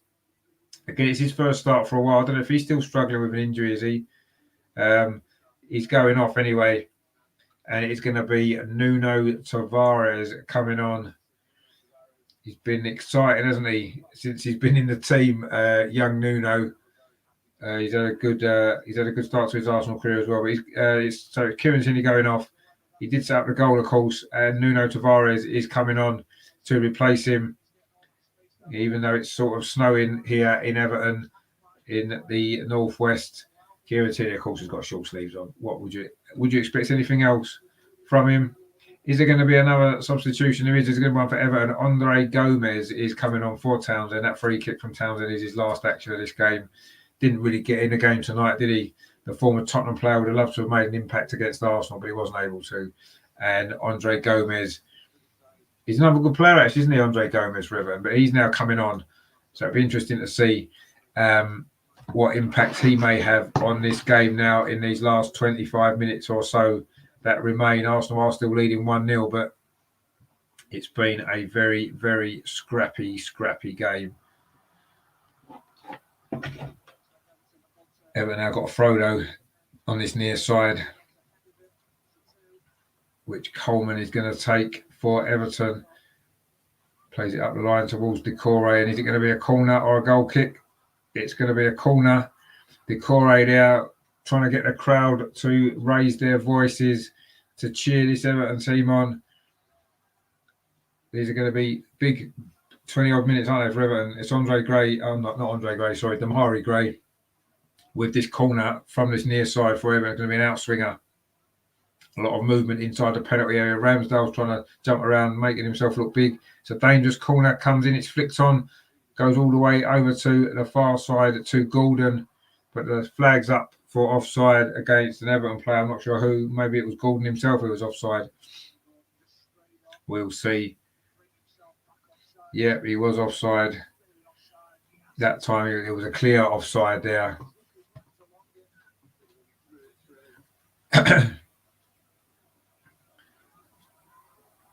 Well, Arsenal, Everton are now pressing us high up the pitch there.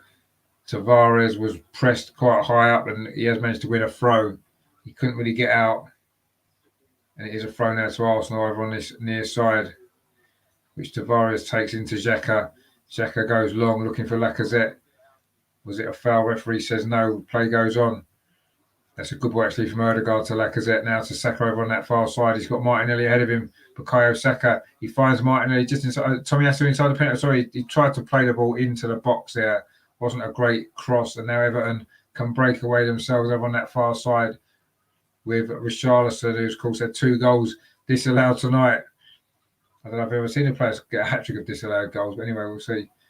Bukayo Saka then just wins the ball back well for Arsenal from Godfrey. Those two have had a bit of a ding-dong battle tonight. Nuno Tavares now plays the ball in to midfield. Gabriel Martinelli does really, really well there, and then he's fouled. Is he by Andre Gomez, or is it going to be the first foul he's going to give? Martinelli twisted and turned his way well there in midfield, and then he was fouled not once but twice by Everton, who couldn't really keep with him actually. But anyway, it is going to be a free kick to Arsenal. Pat Rice there in the crowd for Arsenal, as Mark C says there. Pat Rice indeed.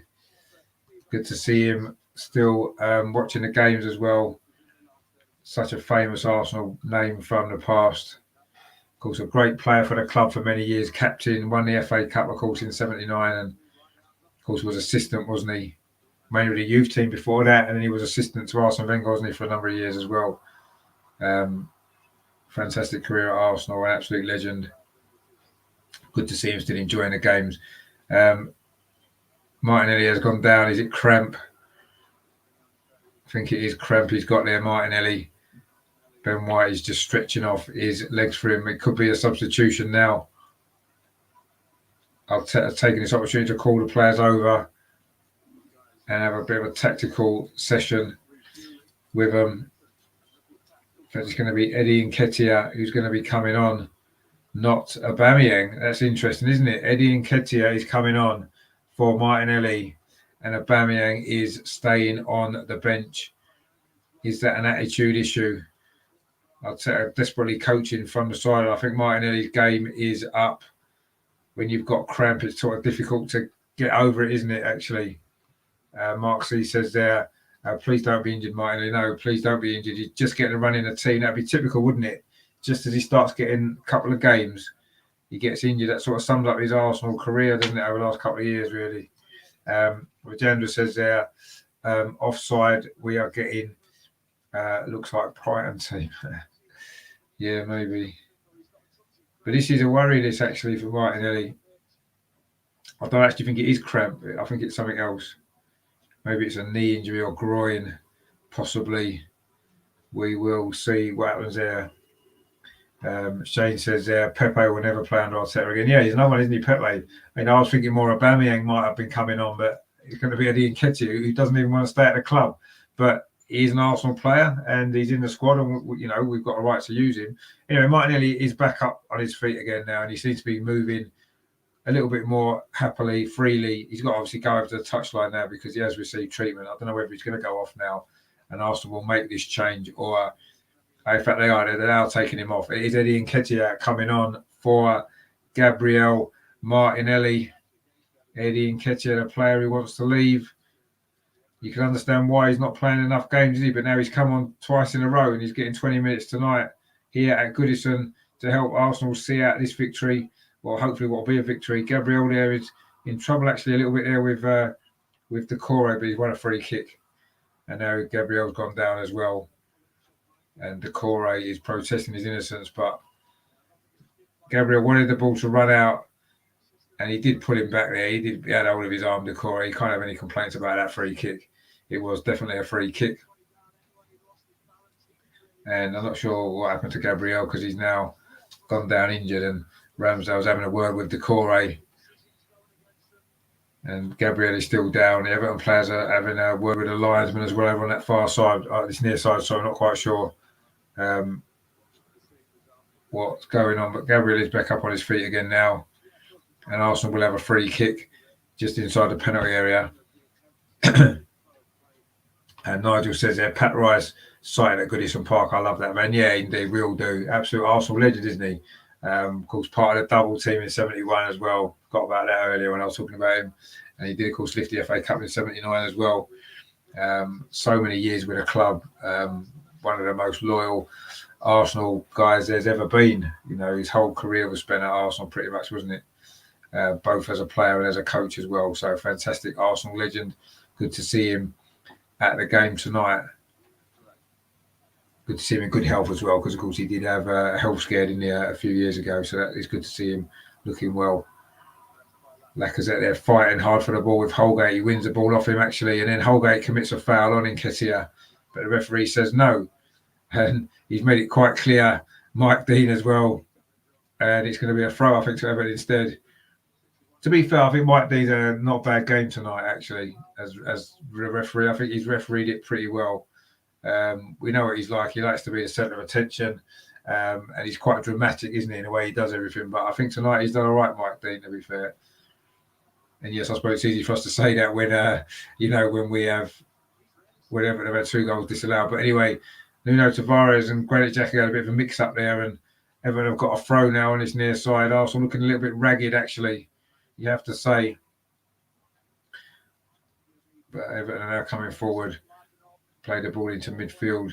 Alan now under pressure from Thomas Partey. The ball spun up into the air, over to that far side. Saka does well to bring it down, and now he is fouled by Andre Gomez. And Arsenal going to get a little bit of a respite now with this free kick, which Saka has just won now.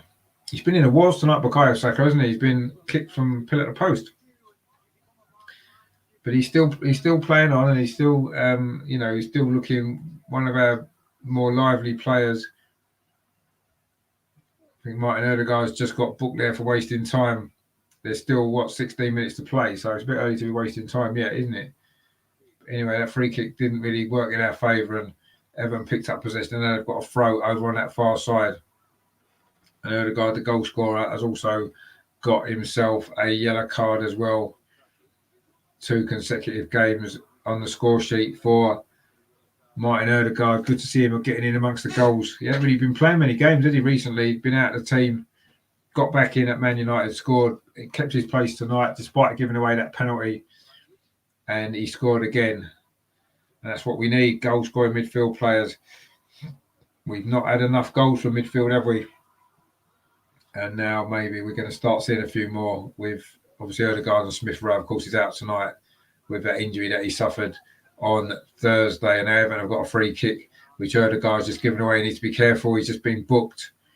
Mike Dean does love a good red card, as we know. So you need to be careful. Just as I was saying how well he's refereed the game, we wouldn't be surprised to see him give out a red card to somebody before the day is up.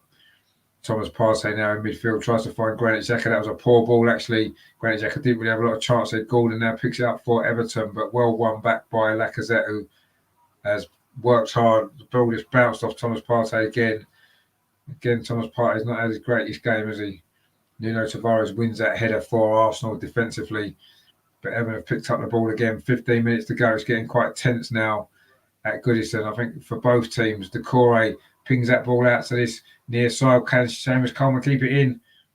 Oh, if he did really well, but Tavares is back there. And then Tavares is fouled, is he, by Gordon, or is it going to be a throw? The Everton fans seem to think Arsenal making a lot of these fouls. And maybe we are. We're trying to take the sting out of the game a little bit.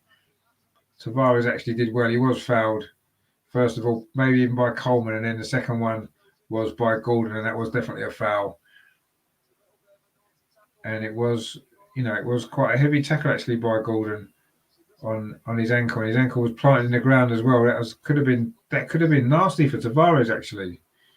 But anyway, I don't know if Gordon got a booking for that, did he? Odegaard just got a booking for wasting time. But yeah, bad tackles like that are okay, are they, Mike? Then okay, I'm not going to say you've read the game well again. Then Tavares again put under pressure. Arsenal in the corner, not really dealing with that particularly well. And in the end, Ben White is forced into a rush clearance. He's now gone down injured as well. Another Arsenal player, but he's now back up again. Eddie Nketiah knocks the ball on to Damari Gray, still looking lively when he gets the ball. He's not really been in it as much in the second half, though. Now Gordon on this near side whips a dangerous ball. He's into the 6-yard box, but Ramsdale's got that all day long. And Arsenal are getting closer to a big 3 points here at Goodison Park. But Everton are putting a lot more pressure on us now. That cross there was far too close to Ramsdale from Gordon. Tavares is actually limping now following that challenge. He's not long come on, has he?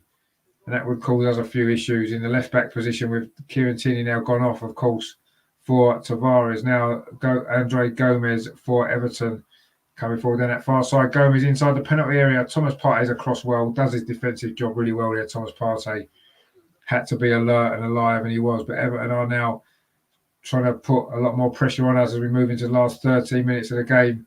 Tomiyasu there trying to shield this ball out, and he manages to do that well. Good defending again from Tomiyasu.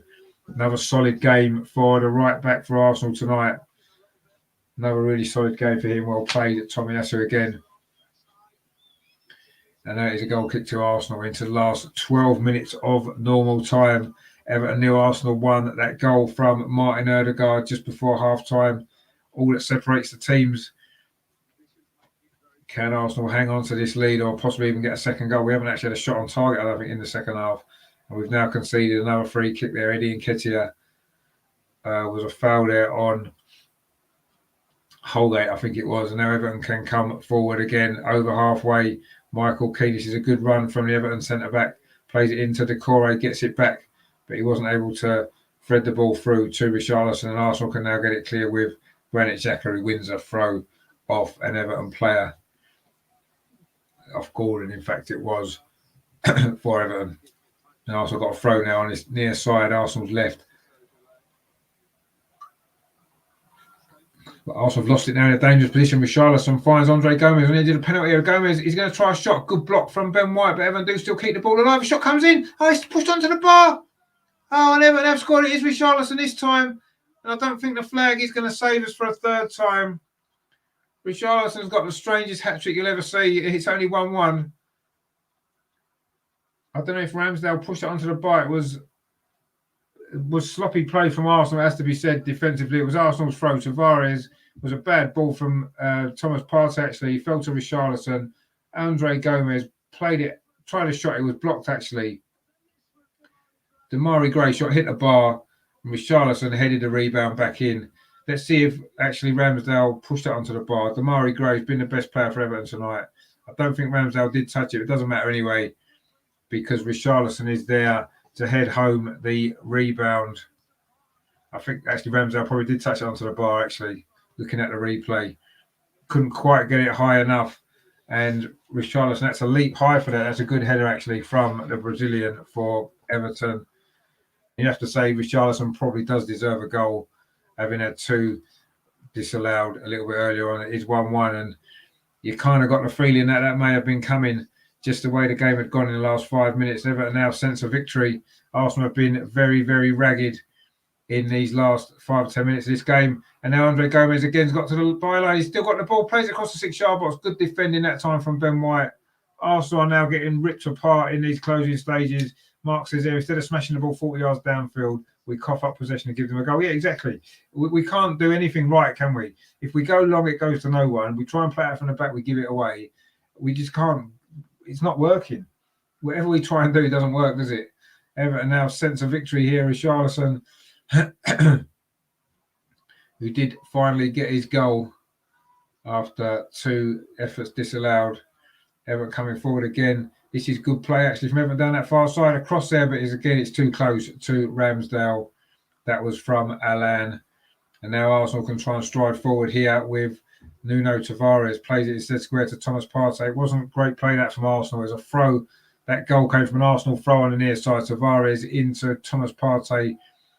Thomas Partey tried to give it back to him. It wasn't a great ball, and Richarlison picked up, and after that, we're always struggling. Now Eddie Nketiah at the other end. Can Arsenal get a winner? Comes to the Lacazette on the edge of the box. It's blocked. A good defensive block that was there by, I think it might have been Andre Gomez, actually, with that block. Ødegaard's claiming a handball. But again, that was good play from Arsenal. Nketiah was pulled that ball back. Again, it fell to Ødegaard, actually, on the edge of the area. Ødegaard had the shot, and it was blocked. Are we going to get a winner in this game? Thomas Partey almost had the ball taken off him there by Richarlison, but he keeps possession. He finds Ødegaard on the edge of the penalty. Ødegaard runs through. It was Damari Gray with the block. And then Pickford's long ball actually up the line. Ben White's going to cut that out, is he? It's going to be a throw to Everton, is it? Over on that far side. Ødegaard was claiming handball. Let's have a look at the replay of that. Good play from Nketiah. Good ball pulled back.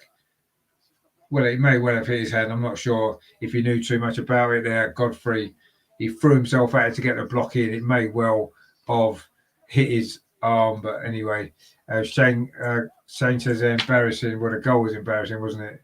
And Mark C says, when will our defenders learn? Don't ponce around with it when in their own half. Yeah, but that's what Arteta wants to do. I don't really blame him. Now, Richarlison now on a breakaway. Everton have got a man over. Richarlison tries to play it through to Gordon, but luckily it went the wrong side of the Everton man. It's run through to Ramsdale. Everton fancy they can win this game now. It may open up a bit for us. This has been the best period of this game, actually, these last 15 minutes. Eddie Nketiah now down his near side for Arsenal. Cuts inside towards the edge of the penalty area. Finds Granit Xhaka. Nketiah again gets it back inside the box. Nketiah twisting and turning, but he just slips at the vital moment. Allows Seamus Coleman the opportunity to get the ball away to Nuno Tavares to find Gabriel. Maybe Arsenal will fancy a winner as well. Who knows? Xhaka plays it square to Thomas Partey. A vital game this for both teams. Are the points going to be shared, or will there be a late winner? Saka looking to create something for Arsenal over on that far side. Plays it back to Tomiyasu into Thomas Partey. Gives it back to Tomiyasu. Now to Saka over on that far side. Running towards the penalty area. Saka, can he get a cross in? He does get a cross in towards the edge of the 6-yard box. Header comes in from Nketiah, is it? He's missed from about 4 yards. That was the moment there. Lovely cross from Saka. Good play that was from Arsenal down that far side. Saka cut inside onto his left foot. Dinked across to the far post. Nketiah with a header from literally 4 yards out. Almost an open goal. In fact, it was an open goal. Headed it down onto the post. And then the ball comes back off him and goes wide. Arsenal should be in front again. How he's missed that, I do not know. As Mark says there, oh my God. golden chance. It was a golden chance. What a cross that was from Bukayo Saka from that far side, the right-hand side. Aubameyang has now come on for Lacazette for these last, 4 or 5 minutes of normal time. Would Aubameyang have scored that goal? Looking at some of the chances he's missed in recent weeks, I don't know. But in Arsenal are set to win it. And will this come back to haunt us in these final 5-6 minutes that remain of this game? It certainly opened up in these last 15 minutes. It was quite tense just before Everton scored. It's now become quite exciting end-to-end stuff. Still quite tense though. Could go either way. It's difficult to pick a winner here. Shane says Palace dodged £20 million bullet with Eddie. I think he would do a good job for someone, actually, to be fair. But that was a bad miss. That was honestly a bad miss. But anyway, let's hope we can make up for it in a minute and get the winning goal. Or will Aubameyang make up for his poor performances lately, being dropped to the bench tonight? Saka again, he's been our most dangerous player. His shots deflected into the arms of Pickford. And there is 5 minutes to play. 5 minutes of normal time here at Goodison Park. Everton 1, Arsenal 1. And Alex Iwobi is about to come on for Everton. And I know what you're all thinking, the same as what I'm thinking. A former Arsenal player going to get a winning goal, is he, against us? That would be typical, wouldn't it? But anyway, maybe Arsenal can win it instead. That was a foul there by Nketiah, I think it was, on Holgate. But it's going to be Iwobi to come on now for the final 4 minutes of normal time. Alex Iwobi is going to replace Gordon over on this far side, the right for Everton. Young Gordon's had a decent game for Everton. Young player. I'm sure he's got a good future in the game. He's going off. And Alex Iwobi, of course, we know him very well from his time at Arsenal. We got a lot of money for him from Everton. We sort of had their life really for that. But anyway, Alex Iwobi is on, and you watch him score the winner now in these last few minutes that remain. That would just be Arsenal, wouldn't it? That would be Arsenal all over that. Jordan Pickford with his latest free kick deep into the Arsenal half. Everybody misses it. It's going to be a throw to Arsenal. There is just over 3 minutes now to play. Arsenal have a throw on in the defensive third over on that far side, which Tomiyasu is about to take. Goes long up the line, but Everton win the header. He won't be trying to get involved for the first time. Doesn't win the ball, surprisingly. But Everton do still keep possession over on that far side. And Arsenal scoop it out. Tomiyasu, I think it was. It's going to throw to Everton to go over on that far side, which they've taken quickly. And then it's hoofed forward by Holgate. Richarlison looking to get on the end of this, but Ramsdale's going to come and collect. And maybe Arsenal can try and get a late winner themselves in these final few minutes that remain. It's difficult to make of this whether a draw is a good result or not. We did lead 1-0. Everton have had 2 goals disallowed. Probably do deserve a draw. We probably haven't done enough to win it, actually, if we're totally honest. But when you lead 1-0 fairly late in the game, you do expect to win, and you do want to win, and you should win. And we haven't again. Once again, we've been unable to hold on to a lead. That's twice now in these last 2 away games. We have led, and it looks as though we're not going to win either of them. A 1-point return from these 2 games is not what we were looking for, not what we wanted, and not what we expected to get, not what we should have got either, really. But anyway, Richarlison now, it might even get worse. Richarlison can go on a run, but good defending that was there from Gabriel. And now maybe a counter-attacking opportunity for Arsenal. So these last 10 minutes have been better than the rest of the game put together, it has to be said, in terms of excitement and goal-mouth action. Now Tomiyasu coming forward for Arsenal on that far side, just inside the Everton half. Wanted to go forward, he didn't have a pass. Now he plays it up the line looking for Bukayo Saka, but he won't get there. And it is going to be a goal kick to Everton. We're into the last 90 seconds of normal time. Arteta's looking quite frustrated on the sideline. You can understand why. It's another 2 points, or at least 2 points in a minute dropping away that we've thrown away, really, from a leading position. A sloppy goal to give away. We keep doing this. No matter what the personnel is on the pitch, we're still making these silly mistakes at the back, conceding these really soft goals and not able to hold on to a lead. And Everton actually now coming forward themselves with Decore inside the Arsenal penalty. Plays a shot in there, but it was in at the near post. And you're not going to beat Aaron Ramsdale with an effort like that. Thomas Partey now, Arsenal again trying to play out from the back. Granit Xhaka played well on his return, I have to say. Got himself a silly booking, but other than that, he's played well, moved the ball well, worked hard as well. I mean, for his first game back since his injury, you have to hold your head up and say he's been fantastic. We've almost lost the ball there with Ødegaard. He did score a goal for a while, a long time. It looked like it might have been the winner as well, but now, if Arsenal are going to win this game, it's going to be late. We are now moving in to stoppage time. I'd imagine there's going to be 4 or 5 minutes, so you would imagine there's been a few injuries, a few stoppages in this second half, some substitutions as well from both teams. We have now played the 90. Is somebody going to grab a late winner and an important 3 points in this game? Can it be Arsenal now with this move? It's going to be 6 minutes of stoppage time. Plenty of time there for somebody to get a winner. Thomas Partey plays it in to Eddie Nketiah. Does really well inside the box. Martin Ødegaard. Oh, that shot was on target, but it was blocked there. Brilliant bit of defending that was. I think it may have well been Seamus Coleman there. It was indeed. Eddie Nketiah with the ball through. He played well since he covered actually. Ødegaard's shot was on target actually. Brilliant block that was from Coleman to keep the score at 1-1. Ødegaard, they're looking to get a second goal. He's played well actually tonight, Martin Ødegaard. Now Tavares on one of his mazy runs forward. That's a good ball where it's actually slightly not really where Tomiyasu wanted it, but he's kept it in. He's found Bukayo Saka over on that far side, gives it back to Tomiyasu, plays it in to Ben White. This is good from Ben White. This is a good run forward from Ben White. Tries to dink the ball over the top looking for Aubameyang, but Everton do deal with it. Now Andre Gomez can break forward from midfield for Everton, looking to get the winner themselves, can they? We've played just over a minute of the 6 of stoppage time. Everton coming forward with Damari Gray again. Cuts inside. It's a shot. Oh, my word. He's just scored. Damari Gray. He's been the best player on the pitch tonight. He has just put Everton ahead in stoppage time. That is a fantastic goal. It has to be said. Cutting in from that left-hand side onto his right foot. In off the post, the far corner. He's been the best player on the night for Everton. He's been the best player on the pitch, actually. And he's just scored what will probably now be the winning goal. And Arsenal are going to lose again from a winning position. Well, the first goal was our own fault. It was a bit scrappy. This one, you have to say, is a great strike. Gomez did well in midfield initially, played it out to Damari Gray, faced by Tomiyasu. He cuts inside. You know what he's going to do when he cut past Ben White and he's curled it in.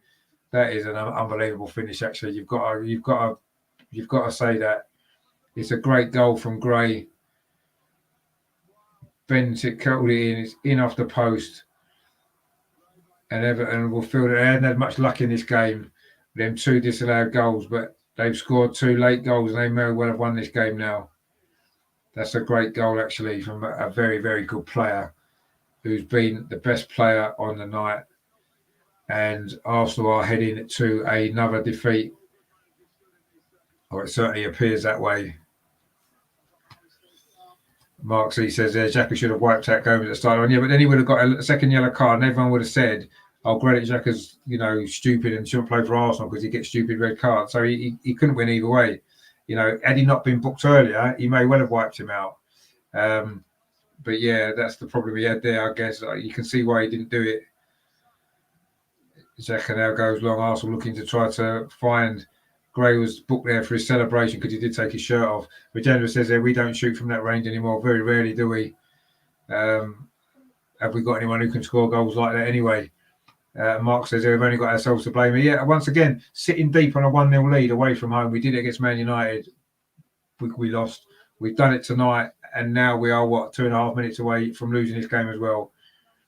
And you're right, we've got no one to blame but ourselves. Well, there's one particular person to blame, and he's a player who's someone who's standing in the dugout there who's actually played for both these clubs.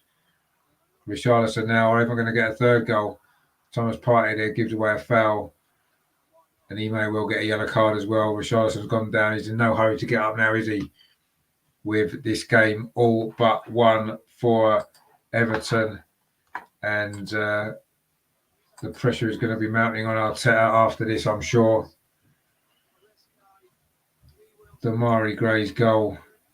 Brilliant goal it was. Dagger to Arsenal's heart and maybe Arteta's as well. That's a great finish. That is a great goal. You can't let him cut inside like that. I mean, that is a great shot, to be fair. And he got booked for taking his shirt off. You can understand his excitement. Everyone's excitement as well. They haven't won, have they, for 8 games. And it looks as though they've ended that run against us. If you want to play anybody when you haven't won for ages, play Arsenal because you're going to have a hell of a chance. Everton now just looking to play the ball down into the corner towards Iwobi. I thought it might have been Iwobi to get the goal, but it isn't. Michael Keane with a miss kick, actually, trying to clear the ball away, but Everton do get away with it. But Granit Xhaka picks it up. Can Arsenal salvage something? We're in the last minute now of the 6th. There may well be a little bit more for that injury just there to Richarlison. Arsenal coming forward again down that far side with Bukayo Saka into Martin Odegaard, Arsenal's goal scorer. We did lead this game at half-time, crossed it towards the penalty spot. We've got plenty of players in there. Aubameyang couldn't win the header and Iwobi just lost it long towards Richarlison, who's actually done really well against Ben White. Richarlison's got a runner outside him. This could seal it. It's Iwobi. Is he going to score? He isn't. Good save from Ramsdale. Iwobi then had a great opportunity to seal the points for Everton. I did say he was going to score, and he almost did there with virtually the last kick of the game. Richarlison did really well, actually, against Ben White. Iwobi was a bit unlucky, actually. It was a good save by Ramsdale. We have now played the 6 minutes of stoppage time. Nigel says there, it's a disaster of a week. I'm sick to my stomach. Yeah, I am as well. It's been a terrible week for the men and the women. 3 defeats in 4 days. Not very good at all. Very, very poor in actual fact. Decore now for Everton. They're just going to keep the ball, I'm sure.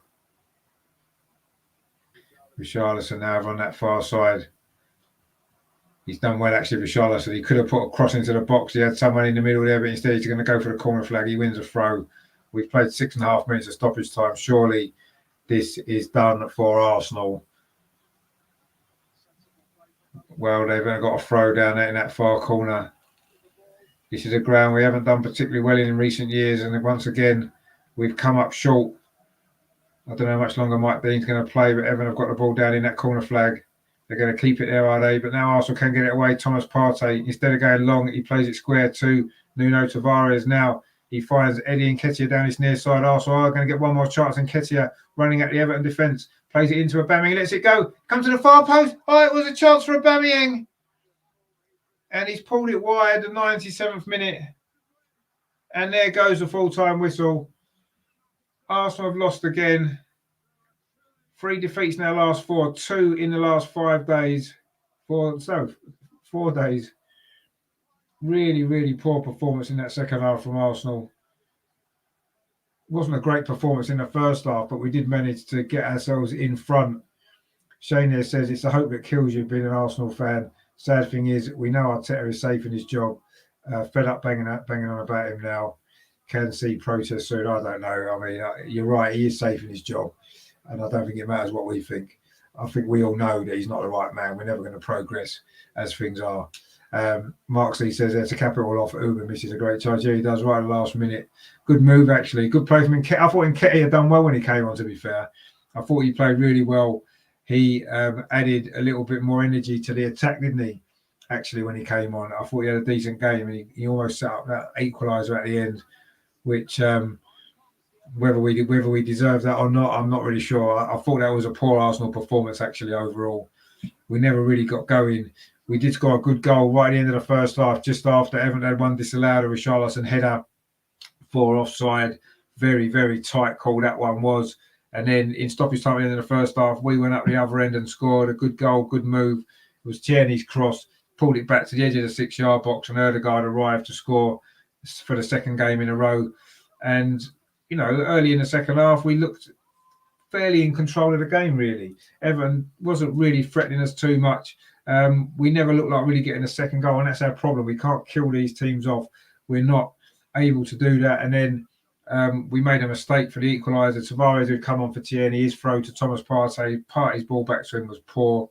He lost out to Richarlison. Gomez's shot was blocked. And then... it was a shot actually from Damari Gray that was pushed onto the bar by Ramsdale, and Richarlison did head only equalise. He had another goal disallowed actually before that, didn't he, as well? So that was 1-1 with 11 minutes to go. And then in the last minute, the first minute of stoppage time, Damari Gray, who had been the best player on the pitch, cut in from that left-hand side, an Everton breakaway, and curled a brilliant shot into the far corner off the post. And Eddie Nketiah hit a post from about 2 yards out of the other end when it was 1-1. That was a bad miss. Aubameyang missed one right at the end when he came on. Very last kick of the game, put one wide. And that really sums up where we are at the minute. Rajendra says there is no right man.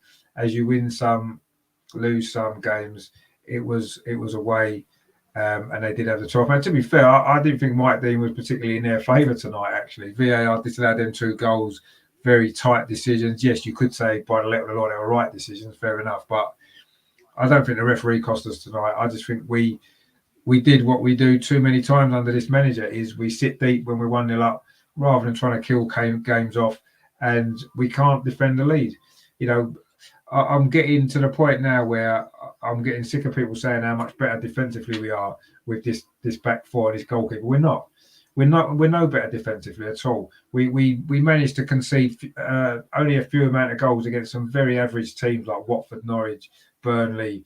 We kept clean sheets against them. We played Tottenham when they were at a poor moment in their season.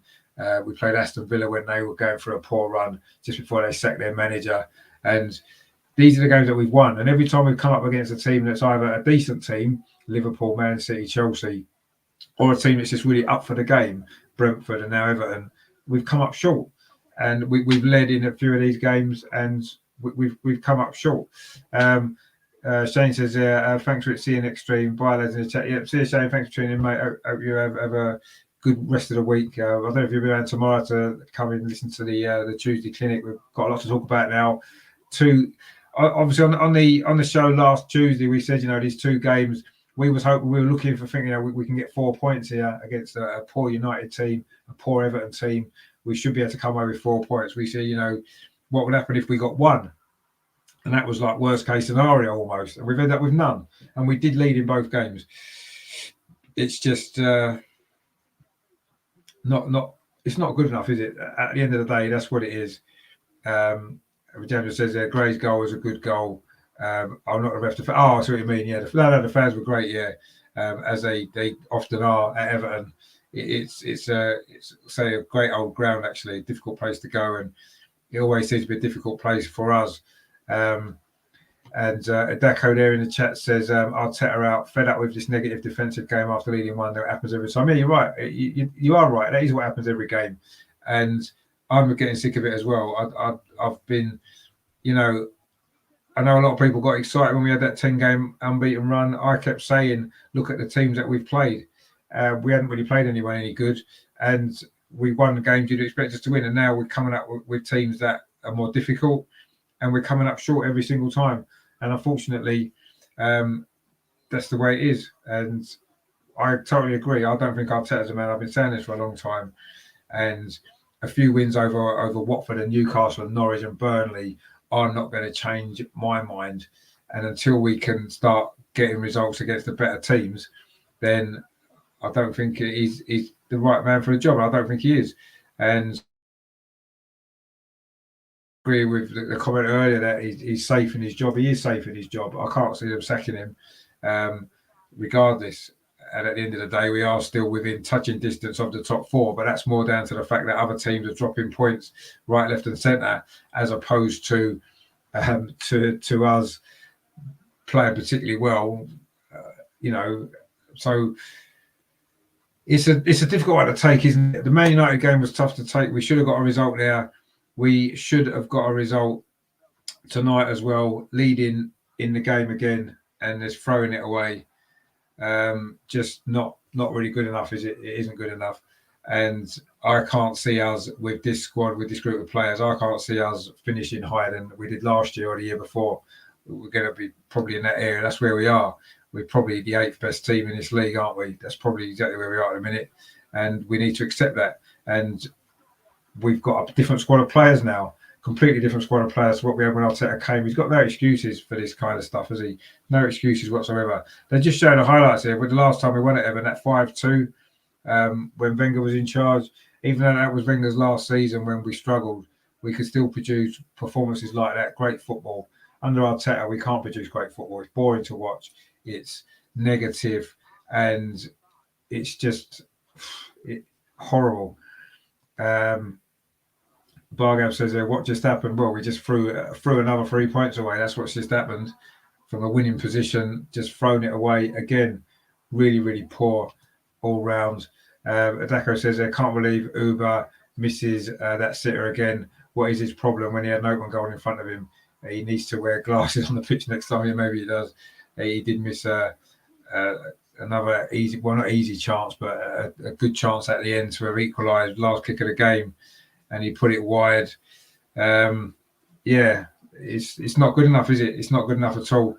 And I don't think anybody who says differently is being realistic. You know, all I want to see from Arsenal is a team that can compete and win games and play like and enjoy watching the team play. I think that's what I want to do as well. I don't enjoy watching us because we're too negative, and we're too. You know, I said before the game it was a brave lineup from Arteta, and it was. But you want to, and I said I wanted to see bravery on the pitch, and I don't think we got that bravery on the pitch tonight. I really don't. I thought it was a lackluster performance from start to finish. We did get ourselves in front, and it was disappointing that from that position we wasn't able to go on and win again. Really poor it was, but yeah. Bargab says, did Lacazette do any better than Aubameyang? He's a different sort of player, isn't he? He was dropping deep. He worked hard. He never looked like he was going to score because he's not getting himself into the box to be in position to score. Aubameyang gets himself into the box, but he's just not able to finish at the minute, is he? He keeps missing chance after chance. Lacazette's not even getting in the box. He's dropping a lot deeper. And subsequently tonight, what happened was because he was dropping so deep, we were relying on midfield players making runs. We got us the goal with Ødegaard and one or two other chances Ødegaard had, but that's the problem. We need a centre forward who's going to be a target man, someone that you can hit and keep the ball, and he's going to be and make runs into the box that got on the end of things. And unfortunately, tonight we didn't have that. And Aubameyang isn't getting the goals when he's there. So, yeah, I don't think Lacazette didn't really do any better than Aubameyang. He had a different sort of a game, played a different sort of a game, but I wouldn't say he was any better, no. I thought Nketiah did well when he came on, actually, although he doesn't want to stay. Martinelli was a bit hit and miss. I'll actually quickly run through the players, actually. Adeko says we had 2 goals denied by offside and we still play in the same tactics. That was a clear warning. Well, it was, yeah. Are these players didn't learn anything on the pitch? No, well, they didn't seem to, did they? We didn't seem to learn anything, did we? We made the same mistakes constantly throughout that game. As you said, Everton scored 4 goals tonight, 2 disallowed and 2 that were allowed, and that kind of isn't really good enough, is it? And Bargab says they're treating Pepe like this is criminal. We are doing same things as we did with Ozil. No, it seems to be very similar, doesn't it, with Ozil actually, and Guendouzi before that as well. So yeah, I'm not sure what's going on there. In terms of players tonight, and Ramsdale in goal, he made a couple of good saves actually. He didn't have a lot to do actually. Everton didn't have a lot of shots on target. He made one good save, but it did lead to the first goal. He tipped the ball at a shot to the crossbar, didn't he? Couldn't really do a lot with the 2 goals that beat him, or the 4 goals that beat him, the 2 that were disallowed. He did all right, Ramsdale. The back four. Tomiyasu was solid enough at times. Still gets caught out of position too much as well, I feel. White and Gabriel, again, that they have good moments and then they switch off and have poor moments, make poor decisions. One-on-one defending, Ben White got beaten a couple of times tonight, worryingly. Gabriel made 1 or 2 mistakes, unlike him. He's generally solid, not as good tonight. Tierney back in the team, put some good balls in, set up the first goal. Our goal in the first half, got some good balls in, but was taken off quite early in the second half. Whether it's a fitness issue or what, I don't know. Not his greatest game overall. Partey again was poor in midfield. Ødegaard did okay, worked hard, got himself a goal, 1 or 2 other opportunities. At least he's making them runs into the box, trying to get on the end of things. He did all right. I thought Xhaka was brilliant tonight, considering he's not played. Yes, he looked a bit tired towards the end, got a silly yellow card. But overall, I thought he had a good game, Xhaka. The front 3, again, not offering enough threat, are they? Saka had an all right game. Every time he got the ball, he looked dangerous, but they fouled him a lot. Martinelli, similar, never really got a decent sort of run, did he, with the ball? Never got an opportunity to score. And Lacazette, as I said before, dropped very deep, worked hard, but never looked like scoring either, did he? And you can't have your front three offering virtually zero goal threat. The subs who came on, Tavares, a bit hit and miss again for me. Didn't really get a lot time to get in the game properly. I didn't feel. You could say it was his throw that did lead to the first goal. I would have blamed probably Thomas Partey more for that. I thought Nketiah had a decent game when he came on. Actually, looked lively, did well. Should have scored though with that header from about 4 yards to open goal, hit the post. Should have scored with that. That was disappointing. But overall, I thought he played well. And then Aubameyang came on right near the end, missed that chance with the last kick of the game. Other than that, he didn't really contribute anything at all, did he? So poor all the way through the team. Really wasn't really good enough. Adako says, I don't blame Ramsdale, it was our defender's fault. Yeah, I don't really blame Ramsdale either. He had a decent enough game, couldn't do anything about all the goals that went past him. It says 2-1 on the screen if you're thinking what I'm on about, but they had 2 goals disallowed as well, very marginal offside decisions by VAR. So they did score 4 tonight, Everton. We were a bit fortunate on a couple of occasions there, but yeah, it's not good enough. End of the day, bottom line, that's it. We've got a lot of work to do, a lot of improvements to do, and I'm not sure whether this coach has got it in him to do them. I think we're down 7th in the league now. We're going to finish there, aren't we? Around about 7th, 8th, 9th. That's where we're going to finish this season. I don't really doubt about that. Everyone's saying it's a new young team. And yes, are they going to improve? Some of them will. I just don't think we can improve as a team with this manager, with his tactics. And that's what I see. It's what I've seen for 2 years nearly. And nothing's changed. We've got a completely different group of players now, different squad. Yes, we still got some of the old players there. There's not enough experience there. Xhaka came back in tonight, did well, but we need more. We need more experience in that team. You can see the young boys, they haven't got any direction. They haven't got any guidance on the pitch. And that's where it's going wrong. And you could see tonight so many times, whenever there was a break in play, he was calling the players over, coach. No, you're over-coaching them, mate. Let them express themselves. Let them play, and then they may be able to produce better performances. At the minute, it's almost like we play football like it's chess. I'll tell us every player to move at the right time into the right positions, rather than football's not like that, is it? It's not a game of chess, and he's trying to play it like that, and it's stifling a lot of these young players, and we're not getting the best out of what we've got. And there's no doubt about that. And if this manager can't get the best out of this group, then I'm afraid it's time to go and get someone else in who can get more out of them. I'm not comparing our squad with Chelsea's, but look at what Tuchel did last year when Lampard, with the same squad of players, was getting nowhere with them. Tuchel's come in, organised them better, got more out of them, and look where they are. I'm not saying that we can go to that level with this group of players, but we can certainly do better than what we are. And we can get more consistent performances, more consistent results if they were better organised and they were understood more what they were doing, rather than being overcoached from the sideline constantly on the side of the pitch. Daco says that Tavares screwed up at left back, and again he passed back in front of our own box and nearly cost us. Yeah, he didn't have a great game when he came on.